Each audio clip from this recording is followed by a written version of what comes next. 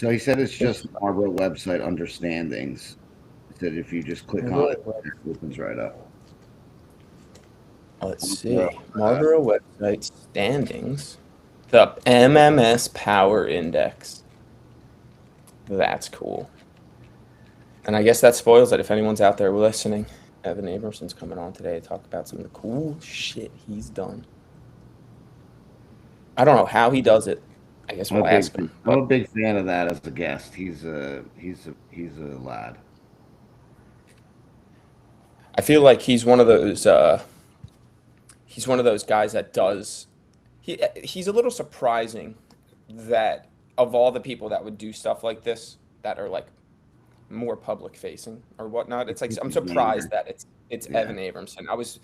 When he texted me last year like, hey, do you have the stats? I'm working on a project. I was like, how'd you get my number, Evan? But it was awesome. It was an awesome text, and these things are cool. So I'm excited that we get a chance to talk to him and see what goes through his brain because he's the man, champion.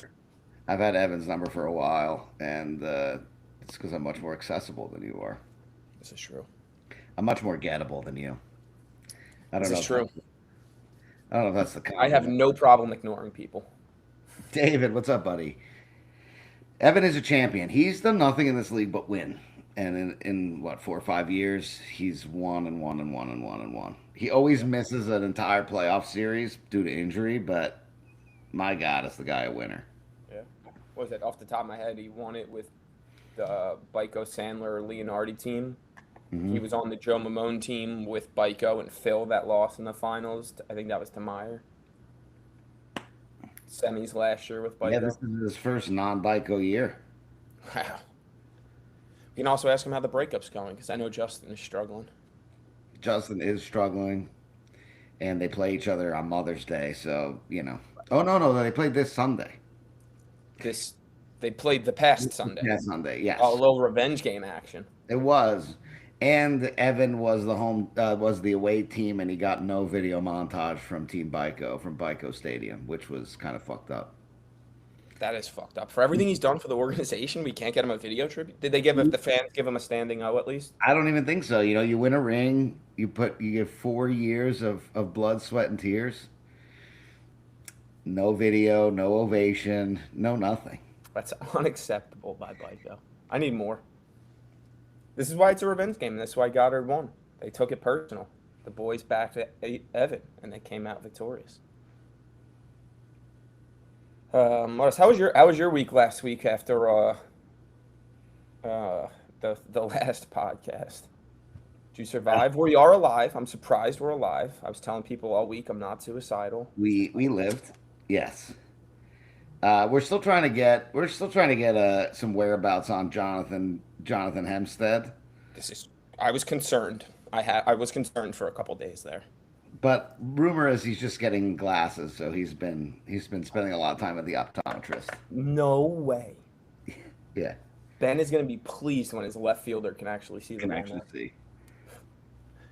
Oh, that's crazy. Have they played a night game yet? They've been lucky. They've played no night games yet. They've not played a night game. Let's see if they play one coming up.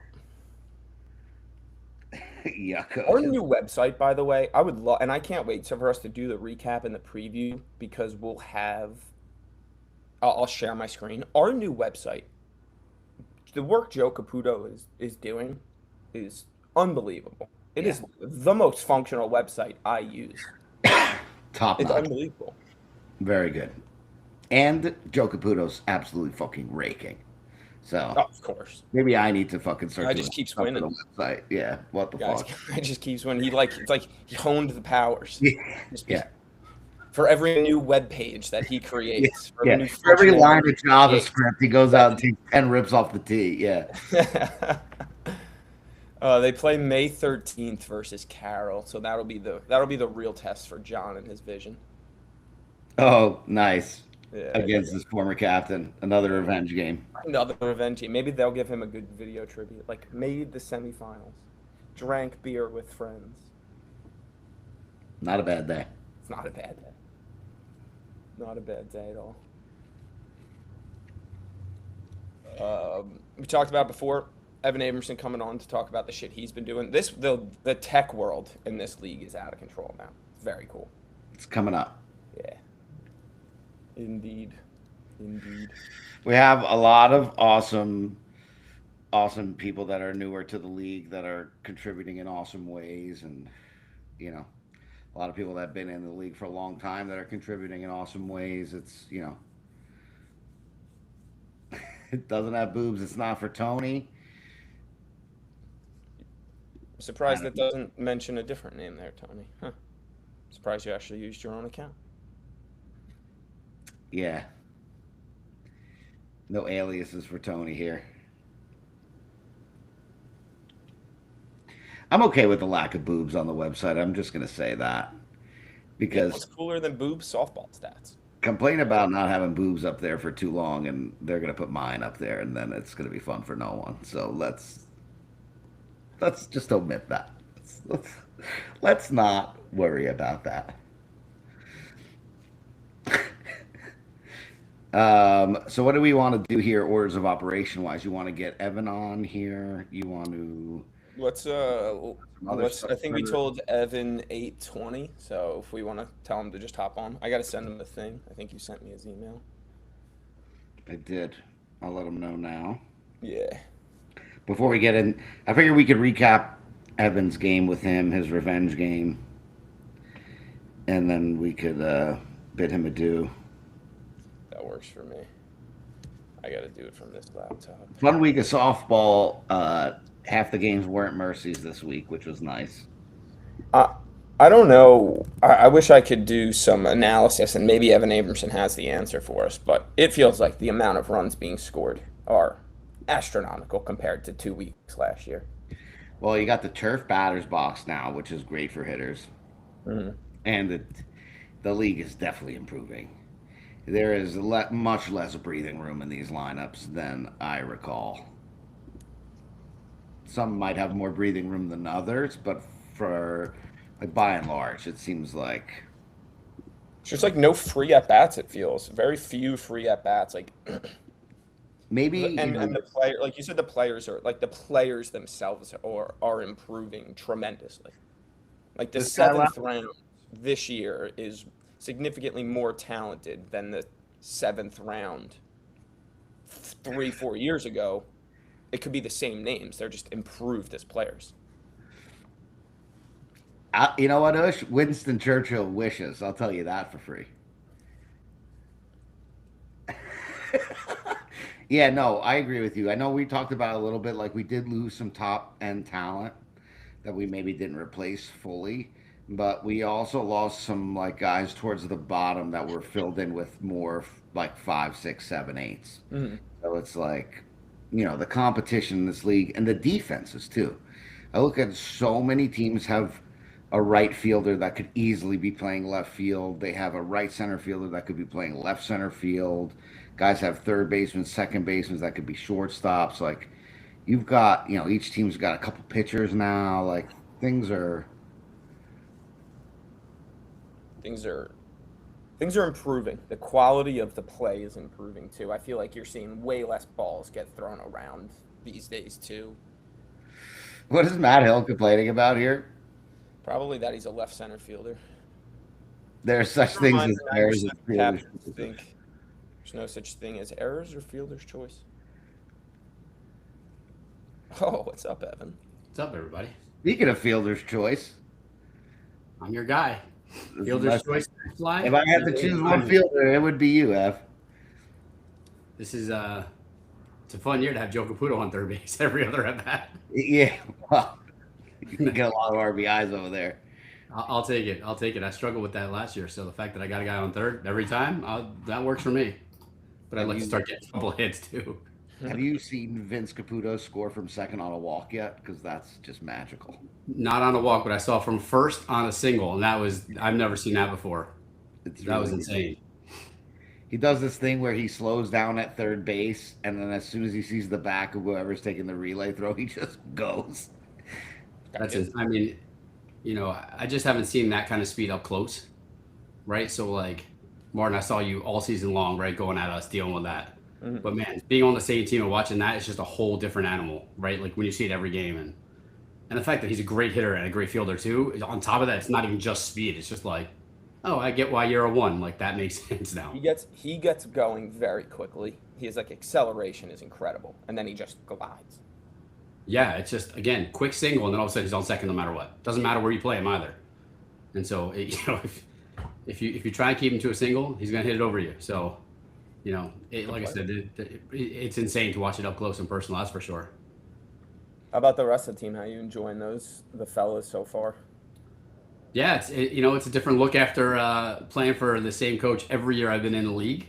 Yeah, we were just talking about that before you joined. You've been a Bico merchant. Yeah, I got. Gives me hope that one day Dave Myers is not going to keep me locked in his basement. I mean, I thought I had signed a 5-year deal. Evidently, I got cut after 3.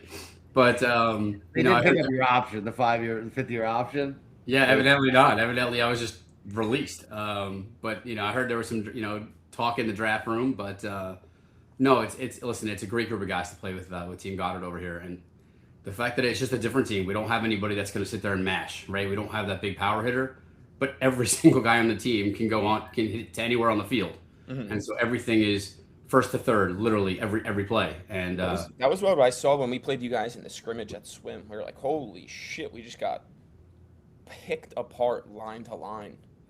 Yeah, it's on the lineup. But that's us, right? I think there's nobody that's going to sit there and try to hit home runs. If it happens, right? PK should have had one this past week, and all of a sudden the gust from left field just knocked it down. But I think I heard you guys on the pod originally talking about us being a really good team on a big field, and so this was kind of our first test on a smaller field. And I think the one thing we realized was line drives will go anywhere, and it plays anywhere. And the fact that our outfield is pretty good. If the ball goes up, we're going to catch it. And so it forces everybody to squeeze in. It forces teams to try to hit line drives, and or hard ground balls. They end up popping up. So, especially with half the field's being turf. Pete and Joe are going to just yeah. And again, it's just even with Mark at third, right? I've never played with a left-handed third baseman, and so for me, just watching him ground ball, it takes it, fields, and throws it. It's just clean. And so we have a test. We have a pretty big test this upcoming week. But again, for us, there's nobody on the team that really has an ego. Well, not yet. Let's say that. I was gonna say not yet. I know how to keep some of those egos in check. You're biased. It's a mistrial.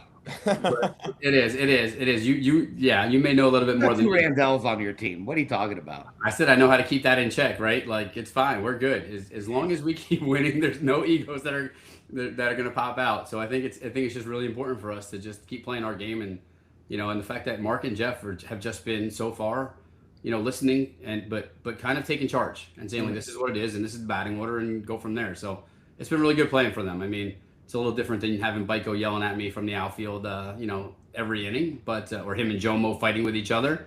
But well, between I missed Jomo and Bico, then last year I got the wonderful surprise of Pez, and that was great having him yell at Bico all back and forth. Last year, Pez walked somebody and turned around and screamed at Bico. It was just so good. It's just such good theater. Well, and the fact that you had between Matt Hill, myself, and Chris Baldino, who are not necessarily the loudest guys in the world, just kind of sitting there and be like, okay, like let them just go do their thing. It's kind of funny. Yeah, we're like, yeah, all right, like we'll talk about it. We'll talk about it on Sunday night in the group text. But yeah, that's been the biggest difference for me. Honestly, it's just a quieter team. Like really, just silent. Go about your business. Nobody, if you make it out, everybody's cheering and picking it up. So. And Larry Rubin, I don't even know. I don't even know what to say. I had no idea what to expect, and he's just an animal with every at bat. So, between him and Whiteson, it's kind of one of the same guy. When they both get hot, it's going to be a long, dangerous lineup for sure. Yeah, I played with Pete, Vince, and Joe last year, and I mean, I told you when you got drafted, you guys are going to be competitive every week.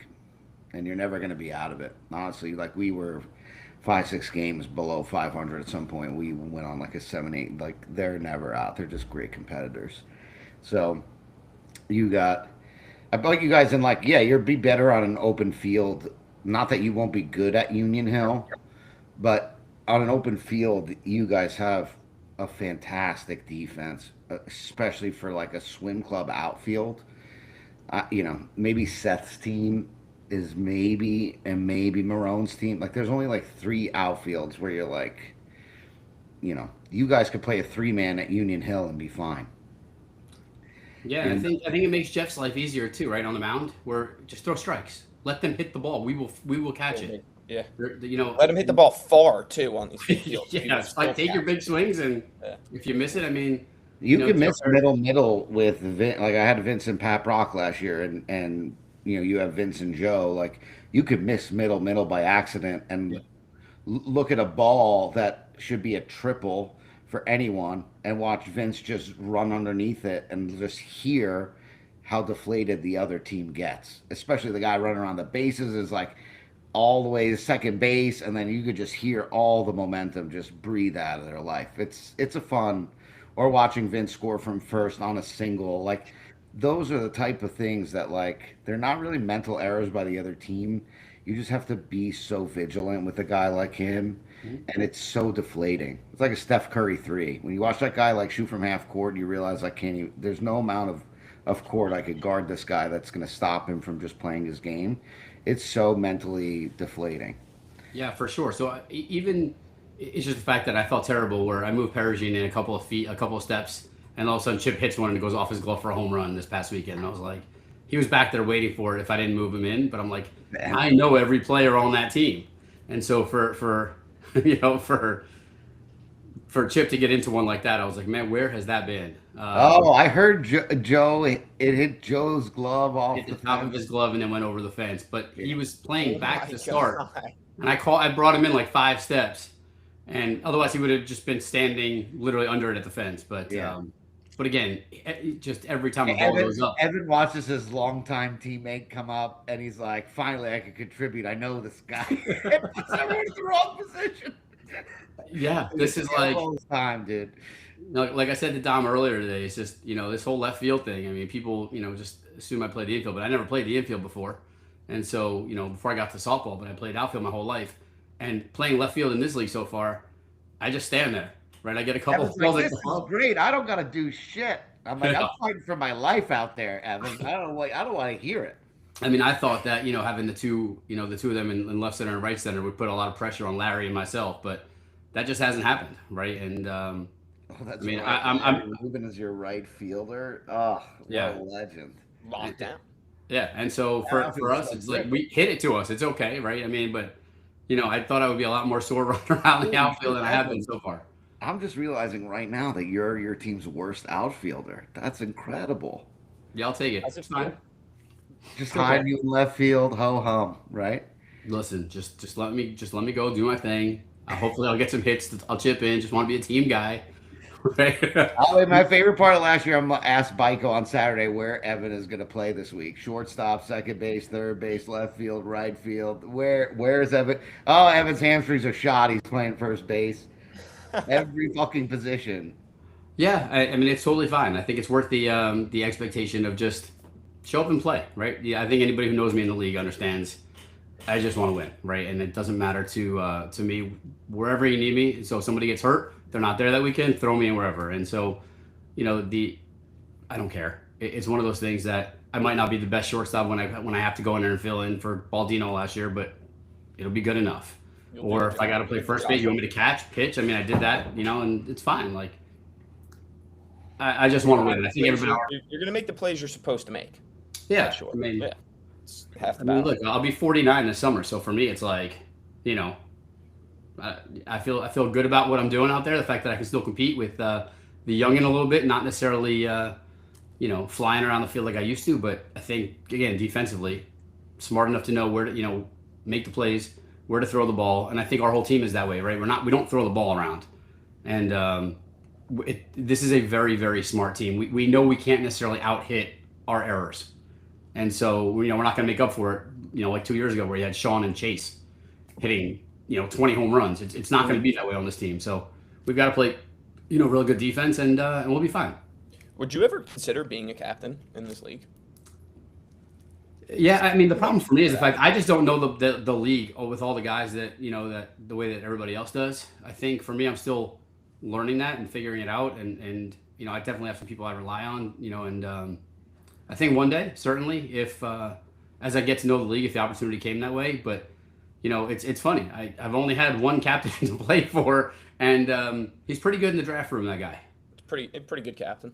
He's a pretty good captain, and so for me, it's been losing the finals, win the finals, losing the semifinals. So the expectations are there every year that this is what we're doing. Like we're not, season does not end in September. Like there's only one common thing in all that winning. Bico, all Bico has nothing to do with me. Nothing. Bico Mamone. This year, this is the test this year. I mean, it's kind of like Brady and Belichick, right? Like it's fine. I understand. I mean, we kind of just saw what happened this past week, didn't we? Brady and Belichick. We've established that you are Meryl Streep on the field, but you're also Meryl Streep off the field. So talk about you're just doing everything. Tell me about some of the projects you've been working on for the website and all that kind of fun stuff. Let's show the good folks at home. Let's give you some praise. I'm sure everyone at home is clapping for you right now. Like we appreciate all the work and time that you put into this stuff. Tell us about the power ranking stuff first, because that stuff is going to get really cool as the season kind of. I mean, you can look back if you were in the league last year and if you weren't in the league. The two teams that ended up in the finals were in the same division, which was also your division. Like that division was a nightmare. Yeah. And it was like, Bico's team was maybe the 11th seed, 10th seed, if I remember correctly. 11. Yeah. So it's like you went all the way to the semifinals. Mm-hmm. Your power rankings on this index, your team from last year would not have been the 11th best team because the caliber of talent you guys had to play inside your division. You have to play those teams twice. So this is kind of something cool. Is that what you had in mind when you were making, walk us through? Yeah, it was. I think for me, it was, I want to be able to contribute to the league in any way that I can. And, everybody does it in their own way. And, with everything just going on, I wanted to be able to do something that kind of brought the league together and stir up conversations that were positive about softball, because that's what we do on Sundays, right? And Wednesday nights now. So, so for me, I took the college football power rankings, like what their index was. And Marty, I don't know if you can scroll all the way to the bottom, but if you go to the bottom, it literally will tell you how the index actually works.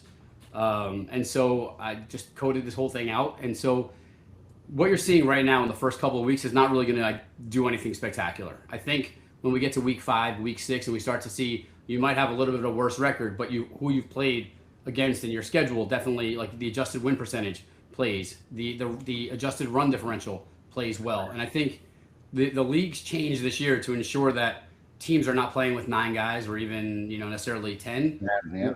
That killed us last year playing with Bico. We had we played 4 or 5 games against teams that had 9 or 10. It was like their best 9 or 10 every time. So it didn't, and we had a full team almost every week. Mm-hmm. And so for us, it didn't matter how good we played. We would still lose by 1 run playing against a 9 or 10 man lineup. And so I wanted to just build something to identify who are those really good teams, right? Who are those sleeper teams, and then see. This is kind of like a science experiment. Let's see how it looks like at the end of the year, like right before the end of the regular season, and see how does it look really when we get to the playoffs.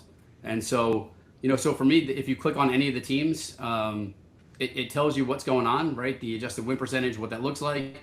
It also gives you a takeaway. And this is not from me. This is AI actually scraping our website for all the information that it can. And it builds the whole thing, like the most underrated, most overrated teams.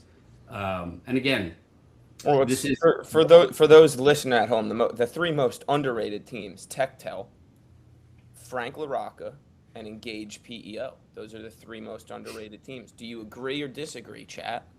Who the fuck is Princeton Brain and Spine? That's Wallman. It's Wallman. Oh, fair. Oh yeah, Doc Villar. Yeah, this is going to be so interesting, especially like 16 weeks in when you're getting ready to play your division again for the second time. And you kind of see your salt against the whole league, and now you got to battle through them again. Goddard's team, EB Construction, that is Goldfarb, correct? Right. Yeah, I mean Toronto. So like this top 5 is pretty consistent. I mean, I thought it was interesting though too that it picked out the 1-0 teams. Yeah. This is going to be very fun and interesting. And I don't know how much this takes into account that it has Engage as a sleeper team. That's Eric's team, correct? They just play without their 2-3-4 this week. No, So that's Pollock. Pollock. oh, Yeah. that's Pollock. Oh, that's a mistake then. This has Bauman put pretty low at number 12. Well, they just got. But I yeah, mean, they just they're play without their 1-1. 2-3-4. Yeah, Yeah, so a yeah. lot of it is you see though they're number 12, but they have a -6 run differential, right? And so it actually brings them higher to the list because they're a good team, but their run differential just killed them. Right. Yeah. And it will change certainly as it goes on. I think, That's so cool, dude. This is so cool. like I said, for me, this was never just about absolutely. trying to prove that we know what's going on, but it was always about just bringing the conversation back to softball, and anytime we're out in the field, it's like, oh, did you see this? Did you see that? Right? Or, when I was playing Marty in the scrimmage, I'm like, dude, that was awesome what you were doing with the video. I think people, on the YouTube of your other games, I think people underestimate the involvement of people in the league who might not necessarily be your ones or your twos, but there's a lot of other people in the middle or towards that love content Right. and just enjoy being in the league. And I think, anything that we can do to promote great conversations as we're around there is just a great thing for all of us. Yeah, it's always interesting when you talk to people outside of softball. Like, I would have never guessed that you're like this guy who's able to build this crazy program. You said you coded it, right? AI involved. Like, I never would have. You can't just peg somebody as able to do that. It's like, it's always interesting to see how people that use their non-softball skills for softball it's one of the most underrated things, and it's very cool, and I love seeing that.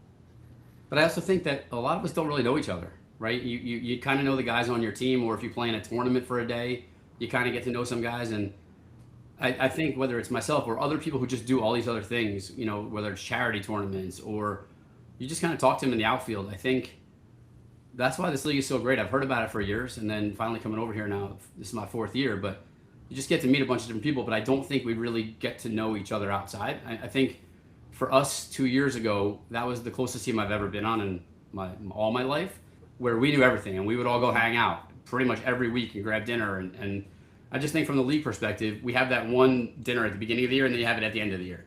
But I think there's opportunities that we can take to just get to know each other and really, how do we help each other out? So this was just a fun project for me. That again, it was just about people getting to spark conversation and talk to each other. It's all about free speech, right? So Oh yeah. I had, it's all. So for me, that's kind of been my thing this year was what value can I add to the league, right? I can play, but I think that goes for everybody who's trying to get to know people in the league. Is what can you do to help it out? Whether it's cameras or whatever it might be, or the power index, or we'll show the game in a second. But I just think for me it was about conversation. It was about wanting to talk to people, and so if this helps, then great. So this is my new toy.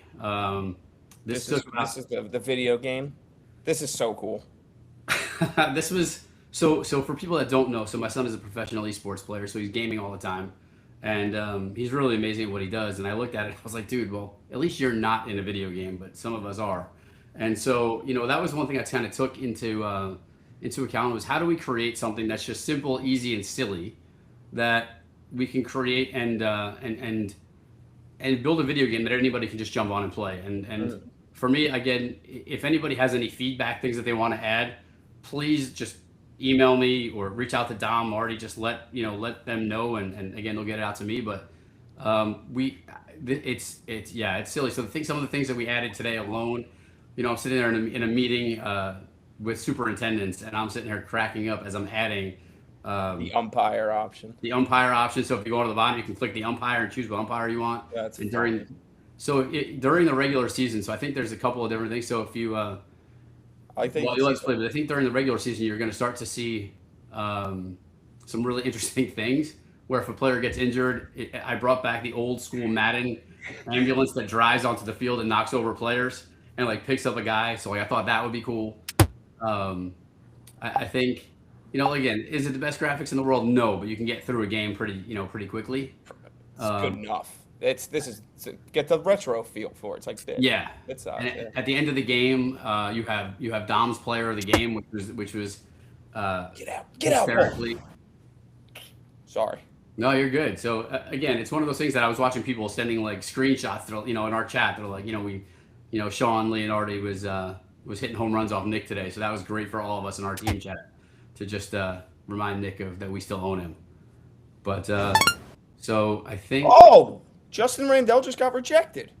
Ejected. Ejected, yes. Karma ejected Justin Randell. So again, this is lifelike. I mean, we wanted to try to give it. This is so lifelike. Carmine ejected.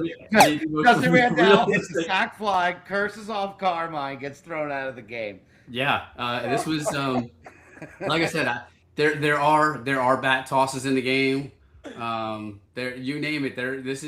I try to bring the realism of Marlboro softball to life. And again, I think there's more to come. Certainly, I think the big changes are working on updating the player ratings. We're gonna go over all the player ratings, you and I, and we're gonna fine tooth comb these. Yeah. So AI took every stat that was on our website, and again, it did the best that it could, but certainly not the best. But we're gonna update it manually, so everybody's player ratings will be updated. And again, I think it's one of the cool things is that maybe in the off season or after the rookies play, like we can all sit down and actually change their ratings, like the Madden team for the video game for next year. Yeah, electric. Oh, that's awesome. So that's it's pretty good. But like I said, there's so many silly features that I was just trying to add in there. But I wanted everybody in the league to kind of feel like they were a part of something. Where if they put the game on and they can see, their kids can play it, right? And you could be your dad. And again, it was one of those things that I grew up watching my dad play everywhere. And so just to be able to kind of say like, okay, cool, I can go play as him in a video game. Like it was badass. And that was, it's something that, again, I don't think any of us would really ever experience that. So the fact that, again, if there's things that you want to see added, like we will have left-handed hitters and pitchers coming into the game. Like that, Cool. That's kind of a next evolution. You need a fourth outfielder. That was what I was just noticing too. We got to figure out how to fix Jeremy Passer's player rating because I am over my month worth of data from his text messages about it. I'm fucking fit to May, and I'm already using extra data. So I mean, it was taking into account the fact of like him not really being able to throw according to what happened last year. Throw. He hasn't been in the league in years. So I mean, like he might not be able to throw, but I mean. It's one of those things where AI was like, dude, like maybe he's not the greatest player. Jeremy, he did the ratings after your game this past Sunday. That's all the AI took into account. Yeah, and again, I think we took Matt Hill's ratings into account after the tournament that day, where he had 72 hits off the top of the fence. So, but again, it's one of those things where it's fun, it's cool. Team Kessler, it's great with their, AI switched up to captain, and we just realized that. So. So that was. Yeah, I heard about that. Captain from Daniel to Ben, and the rating went down for the team. It's a stressful job, Dom. I mean, it's one of those things that it would be awesome if you could like do a draft of the play, like draft. People don't forget. So it's in there. After you finish a season, you actually have a draft of all rookie players that you can add to your team, or you can start clean and have your own draft. Okay. And wow. So again, is it great? No. But is it something that like you can fool around with? Absolutely. We're also the upgrade that's going in. I think by the end of this week is you're gonna have the real schedule, like the actual schedule from Marlboro is gonna go into there, so you can actually play the actual schedule that you'd be playing. And I think the biggest thing for this is just that for everybody to have fun, right? And it's gonna be awesome when you're when we're on the field and people are like getting a hit and they're talking crap about their player rating. Like it said I couldn't have power. All of a sudden, like okay. Cool, like great, and I think that's what this is all about. It's always been about being competitive, but let's have a good time and let's talk shit about your player rating because it's one of those things that why not? But I love it. There is a third tool. Like do Rose the most rating this week player of the week. we might. I mean, it's Dom. I mean, there's a lot of pressure on us for the player ratings. Dude, the main reason why I would like to do it is because I've realized over the past 24 hours since this game has come out, I, for whatever reason, am going to field the complaints about everyone's player ratings. So if I'm going to do it, I'd rather be intentional about who I piss off rather than letting a robot do it for me. So, but it'll be fun. It'll be fun. So let's be clear. Let's be clear though, right? Is the fact that it's not all Dom. We're still taking into account what AI suggested. Sure. but today's new features are we do have umpire ratings. Yeah. Oh. The umpires were rated, and they actually will miss calls in the game to be lifelike. There is a percentage based on every umpire for ejecting people, and for missing calls. And so again, people in the league who have watched this, who have played for years, you all know who they are. We don't have to say anything, but the game is very lifelike. Yeah, Jeremy Pastor's that character. What was it, Barry Bonds, when he was Jim Dowd in the baseball game? Baseball. I don't know why my autism remembers that name, but I just remember Barry Bonds was the only guy. Yeah, listen, it's about the likeness, right? So again, I hope everybody enjoys it. I want them to go out and have fun, but please let us know, right? If there's other features, I mean, it's one of these things it's a total passion project, and we want everybody to have fun with it. And so, there is a tool that will come out after the new year that's already in production and it's been done. And we all of us who are never in the draft room like to talk shit about the captains. And so, so one of the things that when I first started talking to Doug and was like, what can I do? So I built the ESPN draft tool, which is that's cool. That's going to be cool. Every player is in there. You can you act as a captain, right? Pick whichever captain you want to act as, and you get to go through the draft and go live, and it's pretty cool. But that's after the mock drafts that season. Yeah, we'll talk about that when we're all discussing about softball. But for now, we've got tons of softball to play on the field. Certainly, lots more to play on the video games. I mean, it's one of those things that I wanted to try to create it. If you're on you got free time sometimes, just pop it on. And the one thing I am working on and haven't gotten it yet is permission to put it in the iOS App Store, so you can literally just download the game. But that's the next thing, is to put it on the iOS App Store. So we'll see how it goes. That would be very dangerous. Even when you don't have time, you should still play the game. Just fit it in there. Yeah, I mean, just in the middle of the day at work. Turn it into a fun drinking game somehow. Figure it out. I mean, you can take screenshots, you can do all that kind of stuff, right? And then just boom, So it's cool. Like I said, it goes back to the original premise of why we all started talking, right? I got to know you guys last year. Necker wants the proprietary schnoz in the game. a little bit larger than Santa Gates because he won the nose off last year. Well, we are working on specifics, but I don't think the video production is going to get that. We'll get back to you back. We'll see what we could do about the schnoz. Yeah, I mean, it's they got a few pitchers on that team too, so I mean, there's definitely some ejections coming on that squad this year. But, but like I said, it's all about just getting to know people and talking and having fun. So that's what we need to get back to doing, I think, collectively. And that's why I joined the league in the first place. And I think everybody's been so welcoming and just I couldn't have asked for anything. So all the rookies that I know, they've all been tuning in and they talk about the podcast and stuff. So it's just something like get involved. Just find a way to get involved doing something, whatever it is that you could do, whether it's your time during a tournament time or just whatever. I don't care. But I think that's for me getting to know people who I never would have gotten to know typically because they're not on my team. So, right. It's a great message. We appreciate you. Well, I appreciate you guys. Keep sticking with it, and hopefully we'll get some, some commentary back on Wednesday nights. Hopefully, I got a Wednesday night game coming up, and I usually play well in front of you guys on Wednesday nights. So, I'm hoping to bring it back. So don't give me the puppy eyes in front of everyone. I'm not giving you any puppy eyes. I'm just saying, I'm hoping collectively for the league, right, that we can work this all out and. Get some good live streaming going to the games. We'll be back. I have no doubt. The equipment won't waste away underneath the mattress for very long. Listen, I have no doubt whatsoever. Otherwise, I'm just broadcasting it myself for the Wednesday night games. Although I have the Caputos that do it all, so it's good. We're good. There you go. But listen, I can't thank you guys enough for doing this, and it helps out the league a lot. We thank you, dude. We can't thank you enough. Nah, you're welcome. This is the easy stuff. This is fun. Right? We're all in a video game this year, man. Come on. What's better than that? What's better than that? Yeah, no. I can't wait to send it to my dad. He's going to love this.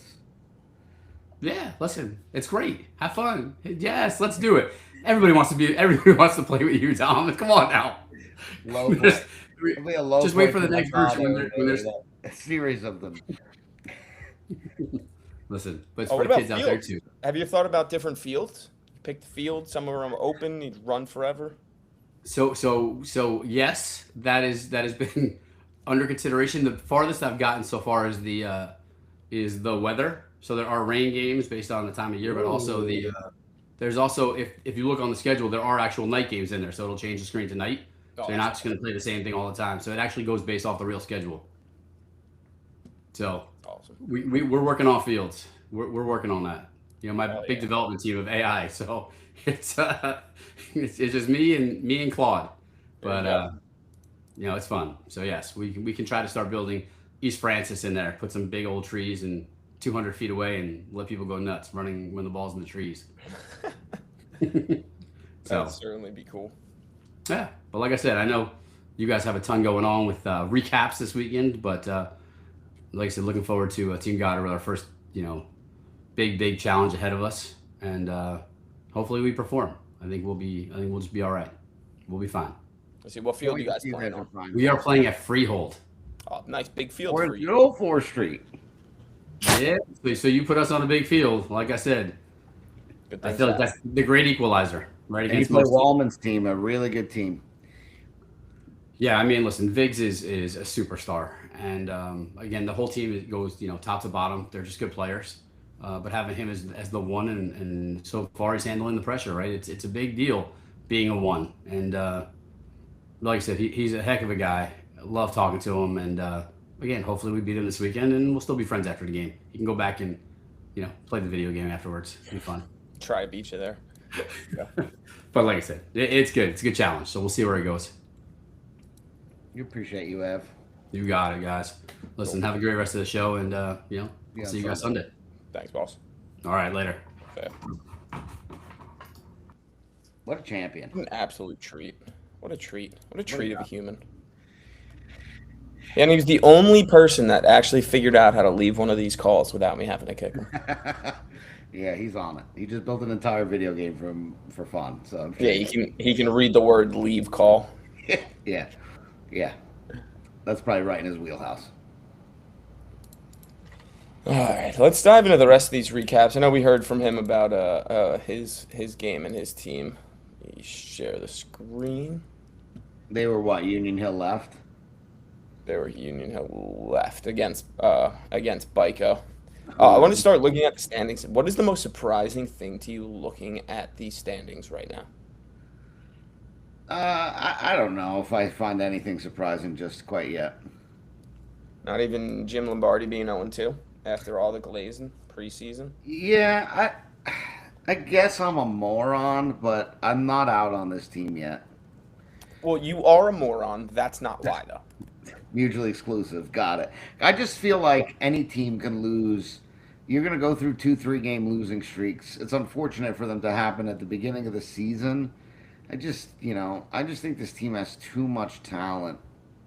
Too much talent. I feel like one of the Klaczynskis is going to kind of just take the bull by the horns sooner than later. And once they all get together, they might be good. But again, you know, I'm no stranger to a bad take. Fair enough. Fair enough. I think that was the big thing, and I'm not sure if there's really anything else that surprised me other than Marone having 52 runs, and that's a lot more than what looks like 43. Everyone else. Yeah, they're very good. They're a very good offensive team, and if they go quiet, Less per game though than Todd. yeah. Well, Todd played on middle against an AJ and Tomless Pro Care team, and then they played against No, that was Goddard. who they play week 1. They played Bico. Oh yeah, the Blat Slam heard around the world on middle. Yeah. Okay, so they played Bico, should be a good defense, and then they played without. I thought they played.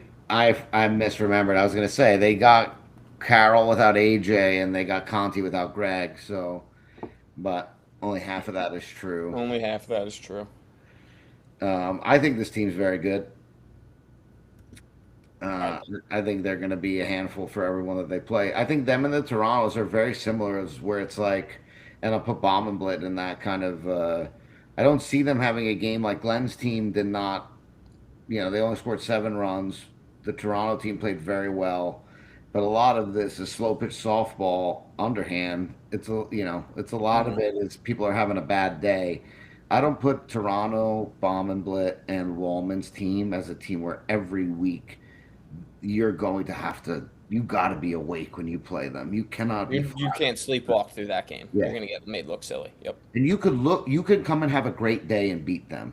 I don't, I, they, you could say like Will Marone's best day against Wallman's best day. I would take Marone's team, but that's not how shit works. They're not really having a worse than maybe a mediocre game. So I like those teams from like a completion standpoint. Like every week they're going to score 12 to Right. 14. You're not going to see them with a 4 or 6 spot, I don't think. Could be wrong. It's a long season. It's going to happen, but it's not going to happen very often for those teams. I don't think disagree with that. And seeing Bombenblitz team firsthand this weekend without their 2-3-4, still a solid squad. Like still a Yeah. very solid and competent squad that played without their 2-3-4. Yep. Uh, Which is I what almost wish their that we did second that. baseman, third baseman, and left center fielder. Yeah. Yeah, that's it. And you guys won by what, 10? I was 18-5. Some of it was garbage. There were a couple Yeah. errors that we stole runs on, but Yeah. I mean, we won pretty easily. But like it was not It's as not you missing those three guys ostensibly. You're playing your 11, you're playing your 10, 11, 12, 13. Three of those four in fair territory yeah, in a game like that. So on middle, which is a big field too. So yeah. I I think think it'll this be game was a little bit like more competitive than 18-5 made it seem. They stranded a lot of runners on base. They could have easily scored double-digit runs in this game. yeah. Now add three of the four best hitters back into that lineup, and you're in a fucking dogfight. Yep. Yep. Oh, and by the way, this goes back to what I was saying about how functional this website is. The box score option. First of all, the watch option for the games, taking you directly Really to the cool. live stream is unbelievable. Yeah. And then the box score, you can like click in and see everybody's stats from all the games. Yeah. Like that is unbelievable. Yeah. Really good stuff. Yep. Ush hit the very well. He had to hit twice. He was an animal. It's the Ushkowitz Revenge Tour. Yeah, pretty much. And with Mel, dude, I know you talked where we talked in the offseason about like Mel wanting to be a catcher. He played very well on the turf It's second, at right? second. Yeah. He made a couple diving plays and getting force outs. Botched a couple easy ones, but like for the amount of plays he made, he impressed me Yeah. to no end. And he's Playing such an second base. underrated vibes guy, dude. He comes on that Always motorcycle, smiling. hits the shit out of the ball. He's happy to see everybody. Yeah, he's Always smiling. We hit him like our 12th ground ball of the day, and then as he's jogging in after making the play, he's just like, he said something like, "Why y'all picking on me today?" And I yeah, was just cracking up. he's quickly becoming one of my favorite guys to like just see at the field. Yeah, There's a lot of guys I get to interact with off the field, whether it be for cake making or whatever the fuck. He's not a guy I see anywhere in my natural habitat, so it's such a pleasure to kind of run into him at the field.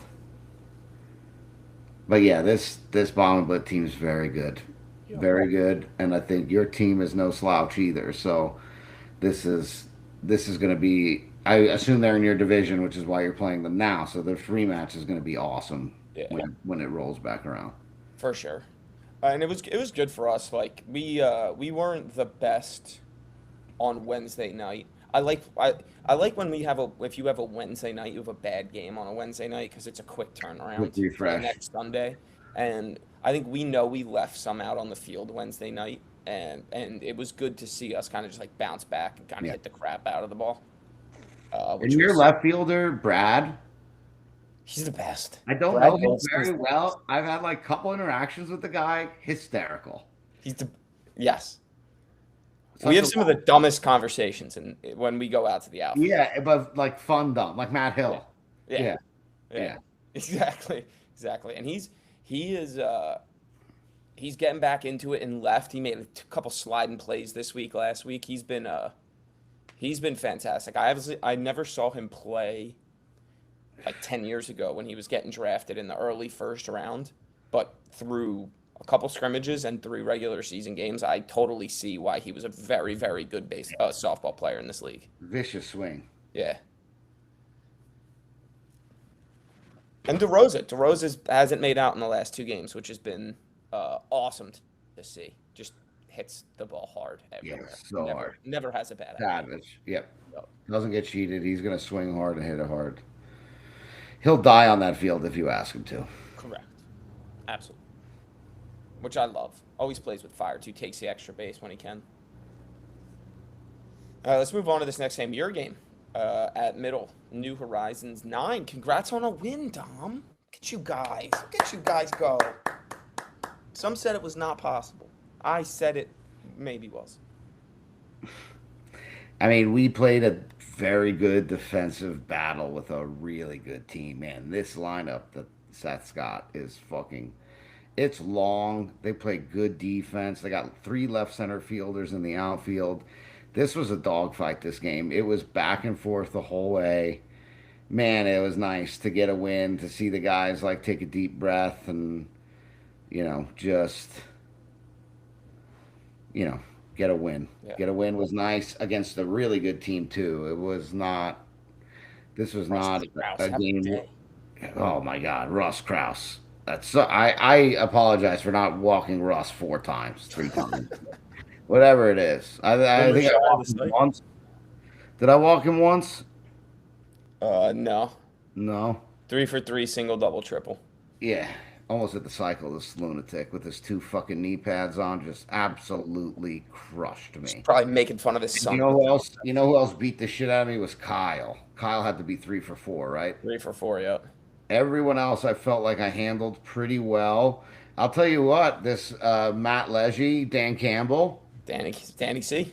This guy is going to be a good ball player. Martin, I know you were on the bleachers there talking to Ron, but this guy, I don't know how much you were paying attention to the game, but this guy, I might have thrown him a minimum of 3 at-bats. He had to get at least 20 pitches in those 3 at-bats.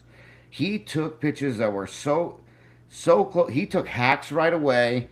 He did not swing at any junk, used his foul balls. He hit a foul ball for an out that was maybe a half a foot from being a home run down the line. Jeez. Like, this guy was... Was that the one Galliano made the running play down the fence?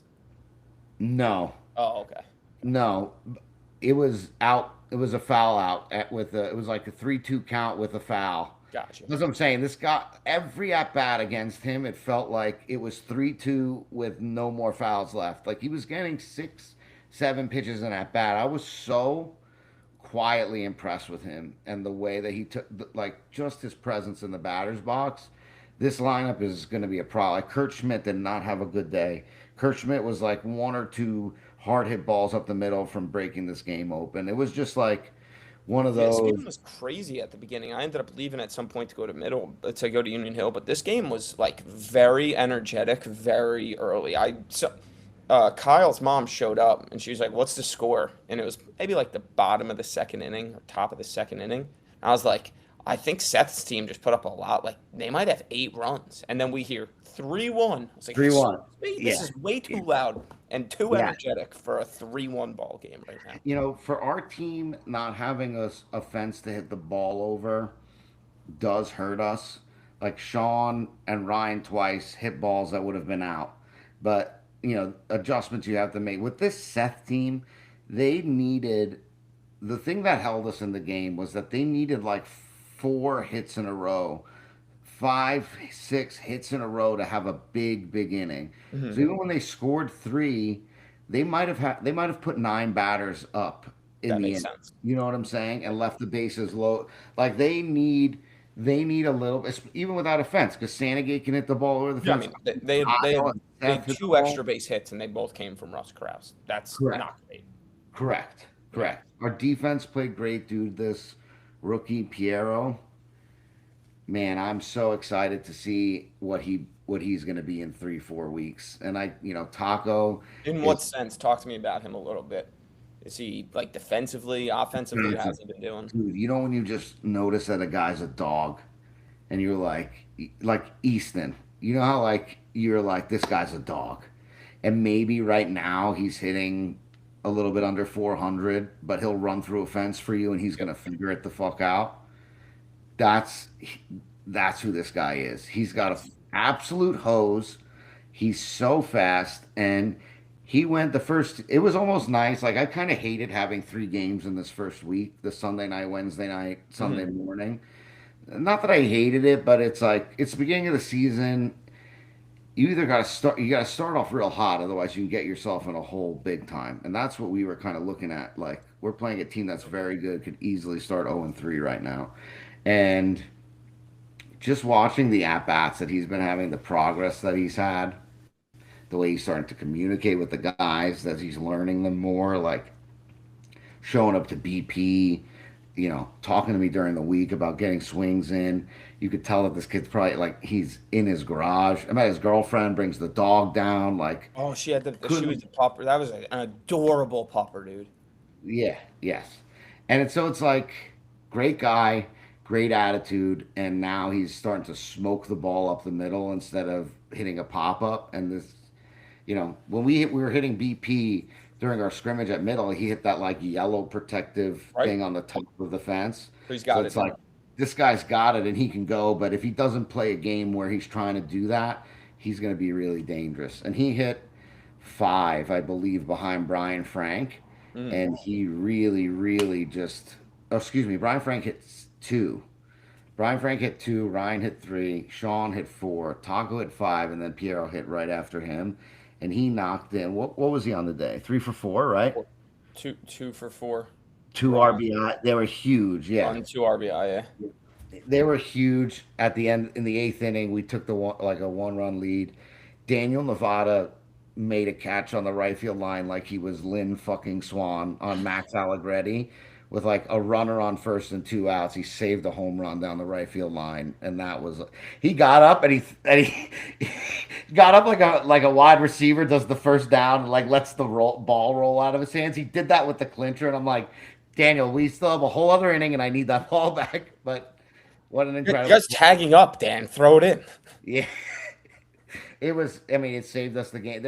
I can go down the whole list. Galliano 2 for 3, scored the go ahead run. Like all these guys. Brian Frank hits into such an unfortunate double play, but he's been fucking raking.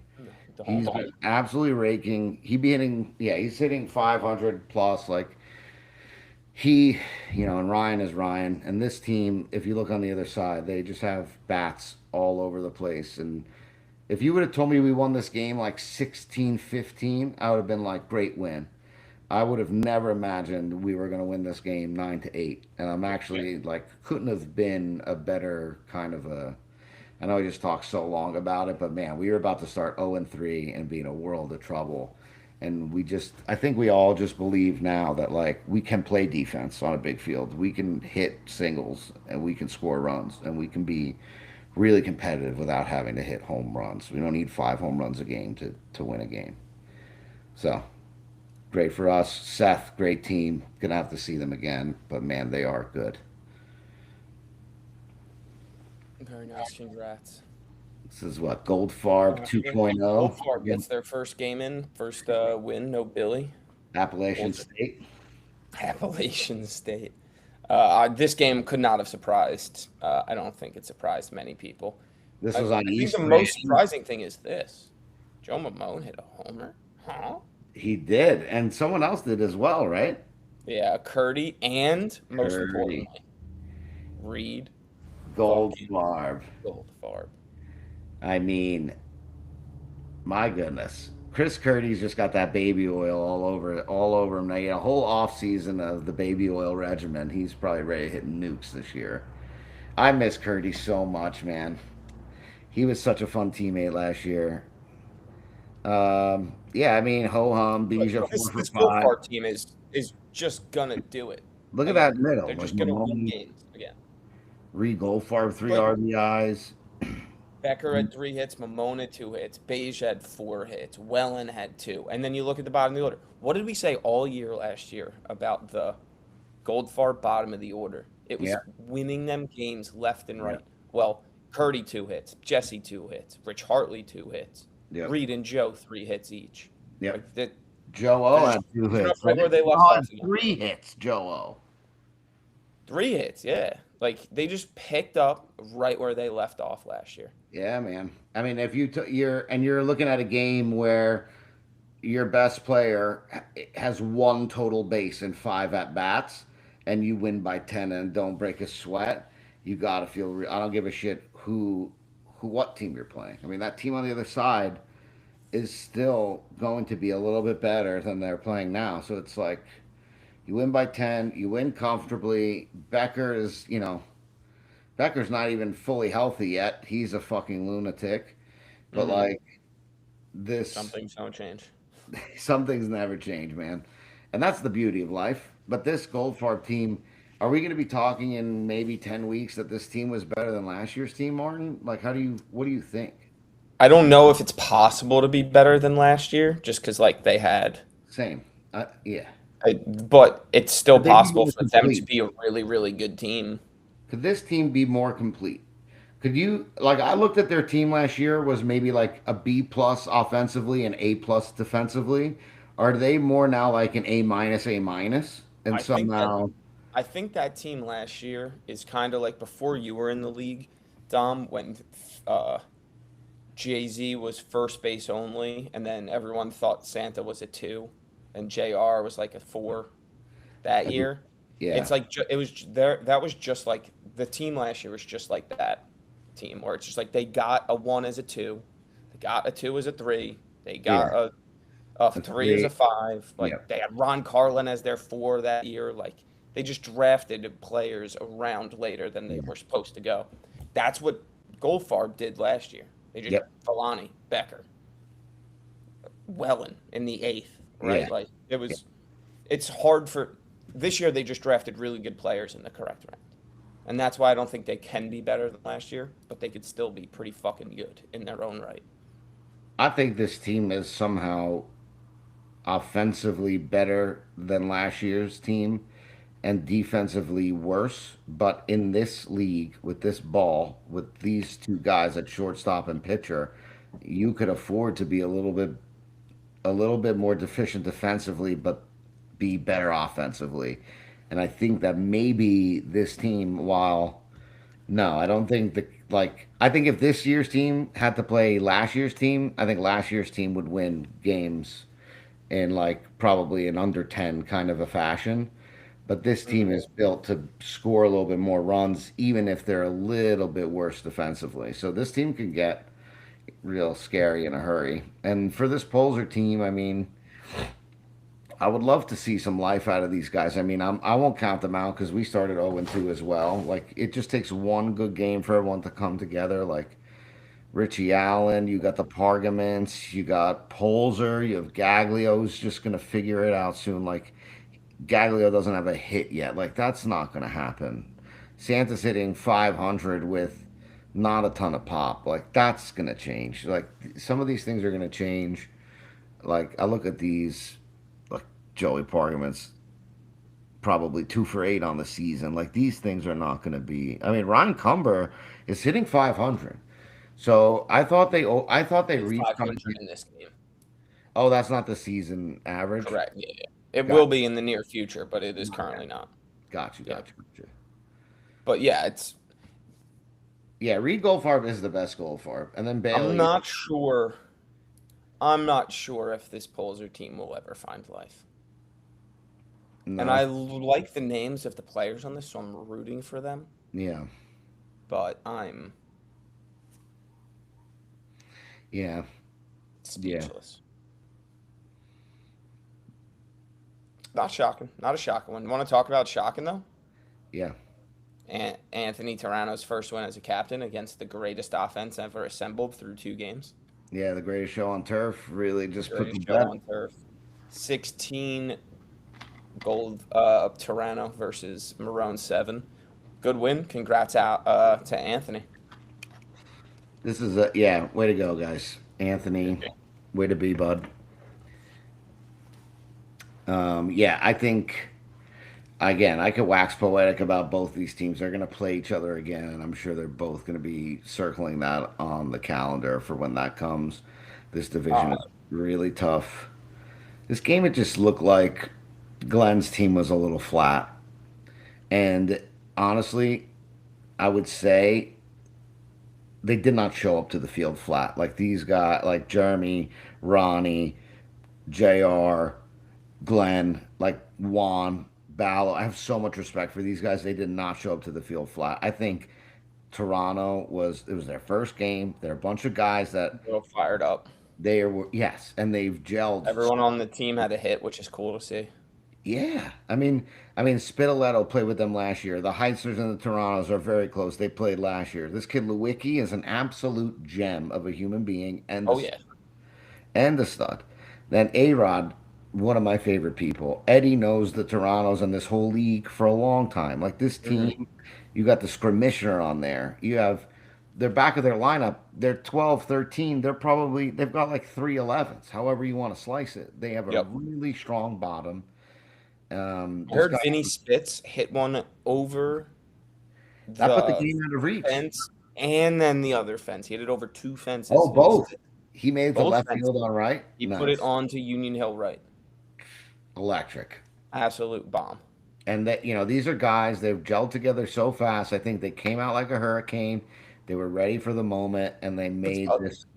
a little adversity like week one getting your game canceled is like an immediate team building exercise where you gotta Correct. like You got a common enemy is so vital. yep And a lot of times the common enemy is better when it's abstract and not the guy that's on the pitcher's mound or in the other dugout. Because sometimes that could overcharge you a little bit. You right know, you take and then it gets a little bit personal one way or the other. It's when exactly. it's an abstract idea of like Yes. rain fucking us up. Yeah, exactly, dude. Exactly. So, I mean, we got to play them Sunday. So, you know, there's very few people in the world that I respect more than the Torontos, and I think this team is really good. I think both these teams are really good, and I wouldn't be surprised if they played again and the outcome was similar, and I wouldn't be surprised if it was way different. Like this to me is a coin flip. Coin flip. I'm excited. I hope imagine this game would be like Wednesday or Thursday night later in the year. Thursday night, Sunday night later in the year. It'd be uh it'd be a treat. This would be a treat of a primetime game. Yes. Yeah. The Marone team, I think this is a throwaway. I think Yeah. when you get one hit from Jeremy and Pacheco, you're gonna lose. How often that's gonna happen? Not very often. Right. So if you go, Jeremy, JR, and Ronnie were 3 for 12, and they made 10 outs because they hit one of them into a double play as well. So Yep. it's like that's Yeah. any team And they that's still scored 7 runs in this game.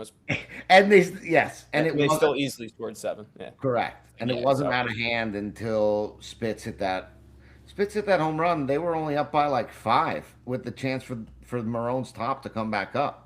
So it's like yeah, not that out of broke it hand open a just little. yet, but Yeah. and then they put it away. And that's another thing that's dangerous about this Toronto lineup. It's like these guys Well, like when you have Nick, and then like later in the lineup you have guys like Jake Heitzner and Vinny Spitz who can just randomly put one out.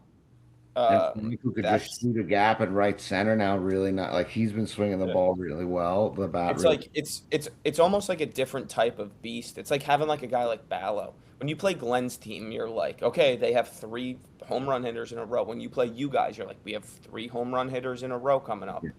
This Toronto team's a little bit different. It's like the random guys towards yeah. the middle bottom of the lineup with the random homer pop are sometimes the most frustrating people. That's how I felt last 2 nights ago when I was watching this Wallman team when Billy Loesch just went absolutely fucking yabo to left field. Like, and I was like, this really ties the middle of their lineup to David in the front. Um, I like Heights batting last in the lineup, honestly, Correct. It means because less at bats for a bad player. right, you save his legs. Uh, Exactly. he's gonna he's gonna get even in this. Where is he on this list here? Sorry to reach. So he gets 3 at bats. Everyone else gets 4. over the course of the season, do you want him getting 18 less at bats than Justin Bickoff? Probably not. But also, like setting the table for Eddie and Toronto's is very, very important. So I don't think you would bat him lead off, but I think this I'm team, not the biggest fan of the double leadoff type situation, but I will say when I played with Polzer 2 years ago, he was very adamant, and I was like, "Fuck it, let's try it. We're a little flat. Let's spark it." And then we were a completely different team yeah, with that. It woke Shawnee Danzer up at that time. He was kind of lollygagging through, and Polzer's like, "Listen, we're trying to this. We need a spark. Want to try this?" And he was like, "I'm down." And then it woke him up, woke the team up, and then we made it to the semis with under that approach. yeah. So that's its time and place, I think. But I would never think about it on like desperate times. I would For think about me, like my Heights is a better hitter than I am, but I liked batting 13th. It felt like a little bit more purpose, where it's like if some of these guys at the bottom get on, I can get an RBI, but I could also be the guy that gets Ryan back up. And so whether it's to take a walk or to have a good at bat or to get a hit, again, Heights is a better hitter than me, and I think a guy like Frank Ermel could do this. I'd like to it. see because Frank is a better hitter than he gets credit for, and he's a guy as a pitcher you have to pay attention to. And as long as I think you have a guy, I would put your worst, however you want to define your worst hitter, whether it's a guy that can only go one way or needs a runner, however you want to define the worst hitter. I think that guy should bat 12 standardly. And I think your 13 has to be a guy that should get on base, that can get on base. I understand like the math and everything, but I just think in softball, your second to last hitter should be your worst hitter, which is why I always say I should bat second to last. Because what if that guy hits into a double play? At least you got a guy where you're starting the next inning with a guy that can get a hit into your leadoff, into your best hitter, who's usually batting second. Very fair. Anything else on that Toronto game? Nope. Cool. We talked Goddard Bico before. Anything else you wanted to say about that? Nah, just that probably Dennis makes a gigantic, enormous difference in that game. Like, probably of any game. I mean, and this is just how it unluckily works, right? Like, Taylor's oldest time somehow. The only game, like, like Dennis, I don't know if Dennis is going to play in a game for the next month where his impact would have been as important as it was Yeah, in the. when you lose by three. Because I watched this game, and yeah, I know Jurgens hit a no doubter over the fence when it was like 9-4, I think, and it ended up being 9-6. Covered, dude. He covered. Yeah, That covered the spread. backdoor cover by Bobby J. Grab some lotion, baby. Unbelievable. There was an inning I can't remember where I think Baldino got on base, Bico got on base, DiNapoli took a walk, and it would have been Dennis there. You know what I'm saying? Like. Mm. And like Dennis has been fucking yamming the ball, especially at Union Hill left. It's so unfortunate. I think the Goddards got a win when they played poorly, and that's a very underrated attribute in teams in this league to not have your best stuff and to still come out with a win, regardless of who's on the other side. Fair enough. LaRocca 7, Fratkin Law 16. Gill had to hit twice in this game. This is the second game of the week that I wonder if we have to go back to week 1, but when we talked about the player hitting twice rule, we took an over under of like 10.5 times this happens. Happened twice this week. Twice, yep. And Yeah, once so last, and once the first week. and once the first week, so 3. We're gonna hammer the over. Yeah, yeah. Yeah. Who only had Uh, 10? Pingaro. what was that? Pingaro only had 10 guys. Yeah, no Brock, Gary, or Jacoby. Oh, So Pat Gill probably had had a twice. baby. Probably congrats, Pat. Yes, congrats to Pat. Mr. Brock, Papa Brock.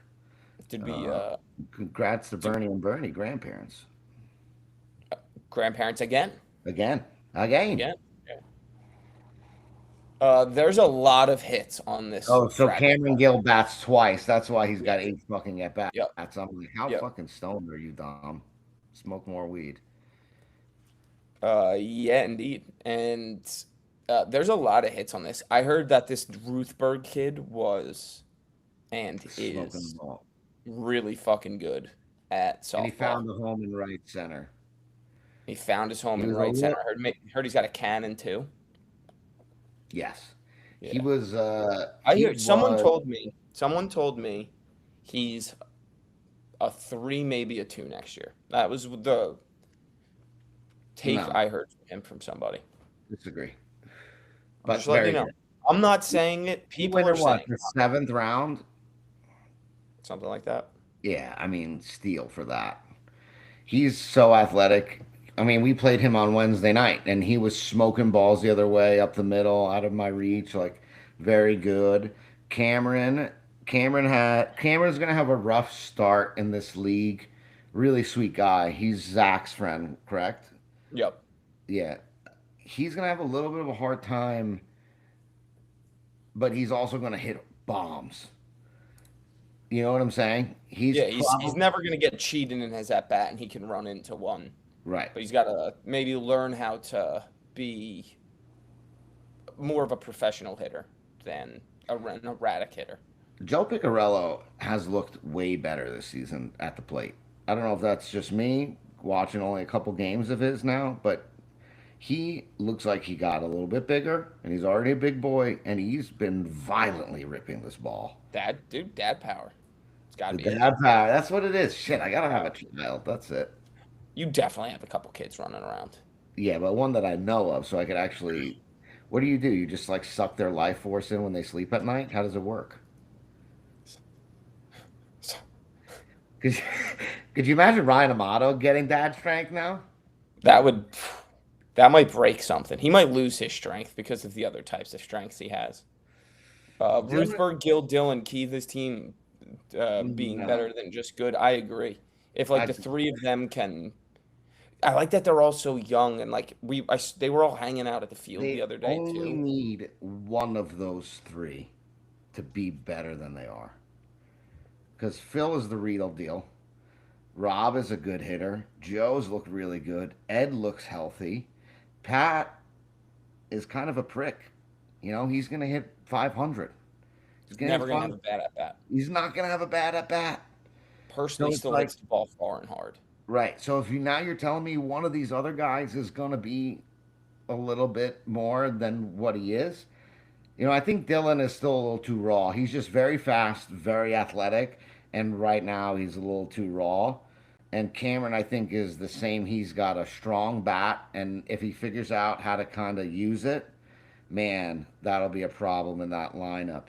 But I think And I like that they're all like buddies and becoming friends and they're all young. They were lingering at the field both days. Like that's gonna go such a long way for just like team chemistry, speaking of for dad strength, their like desire to be better. Like it's gonna only elevate their game and everyone else's game when you have a strong team it is like that. impressive that this team without their left center fielder held. Where did they play this game? You know, You right? know, right? Like they held this LaRocca team to 7 runs without their left center fielder.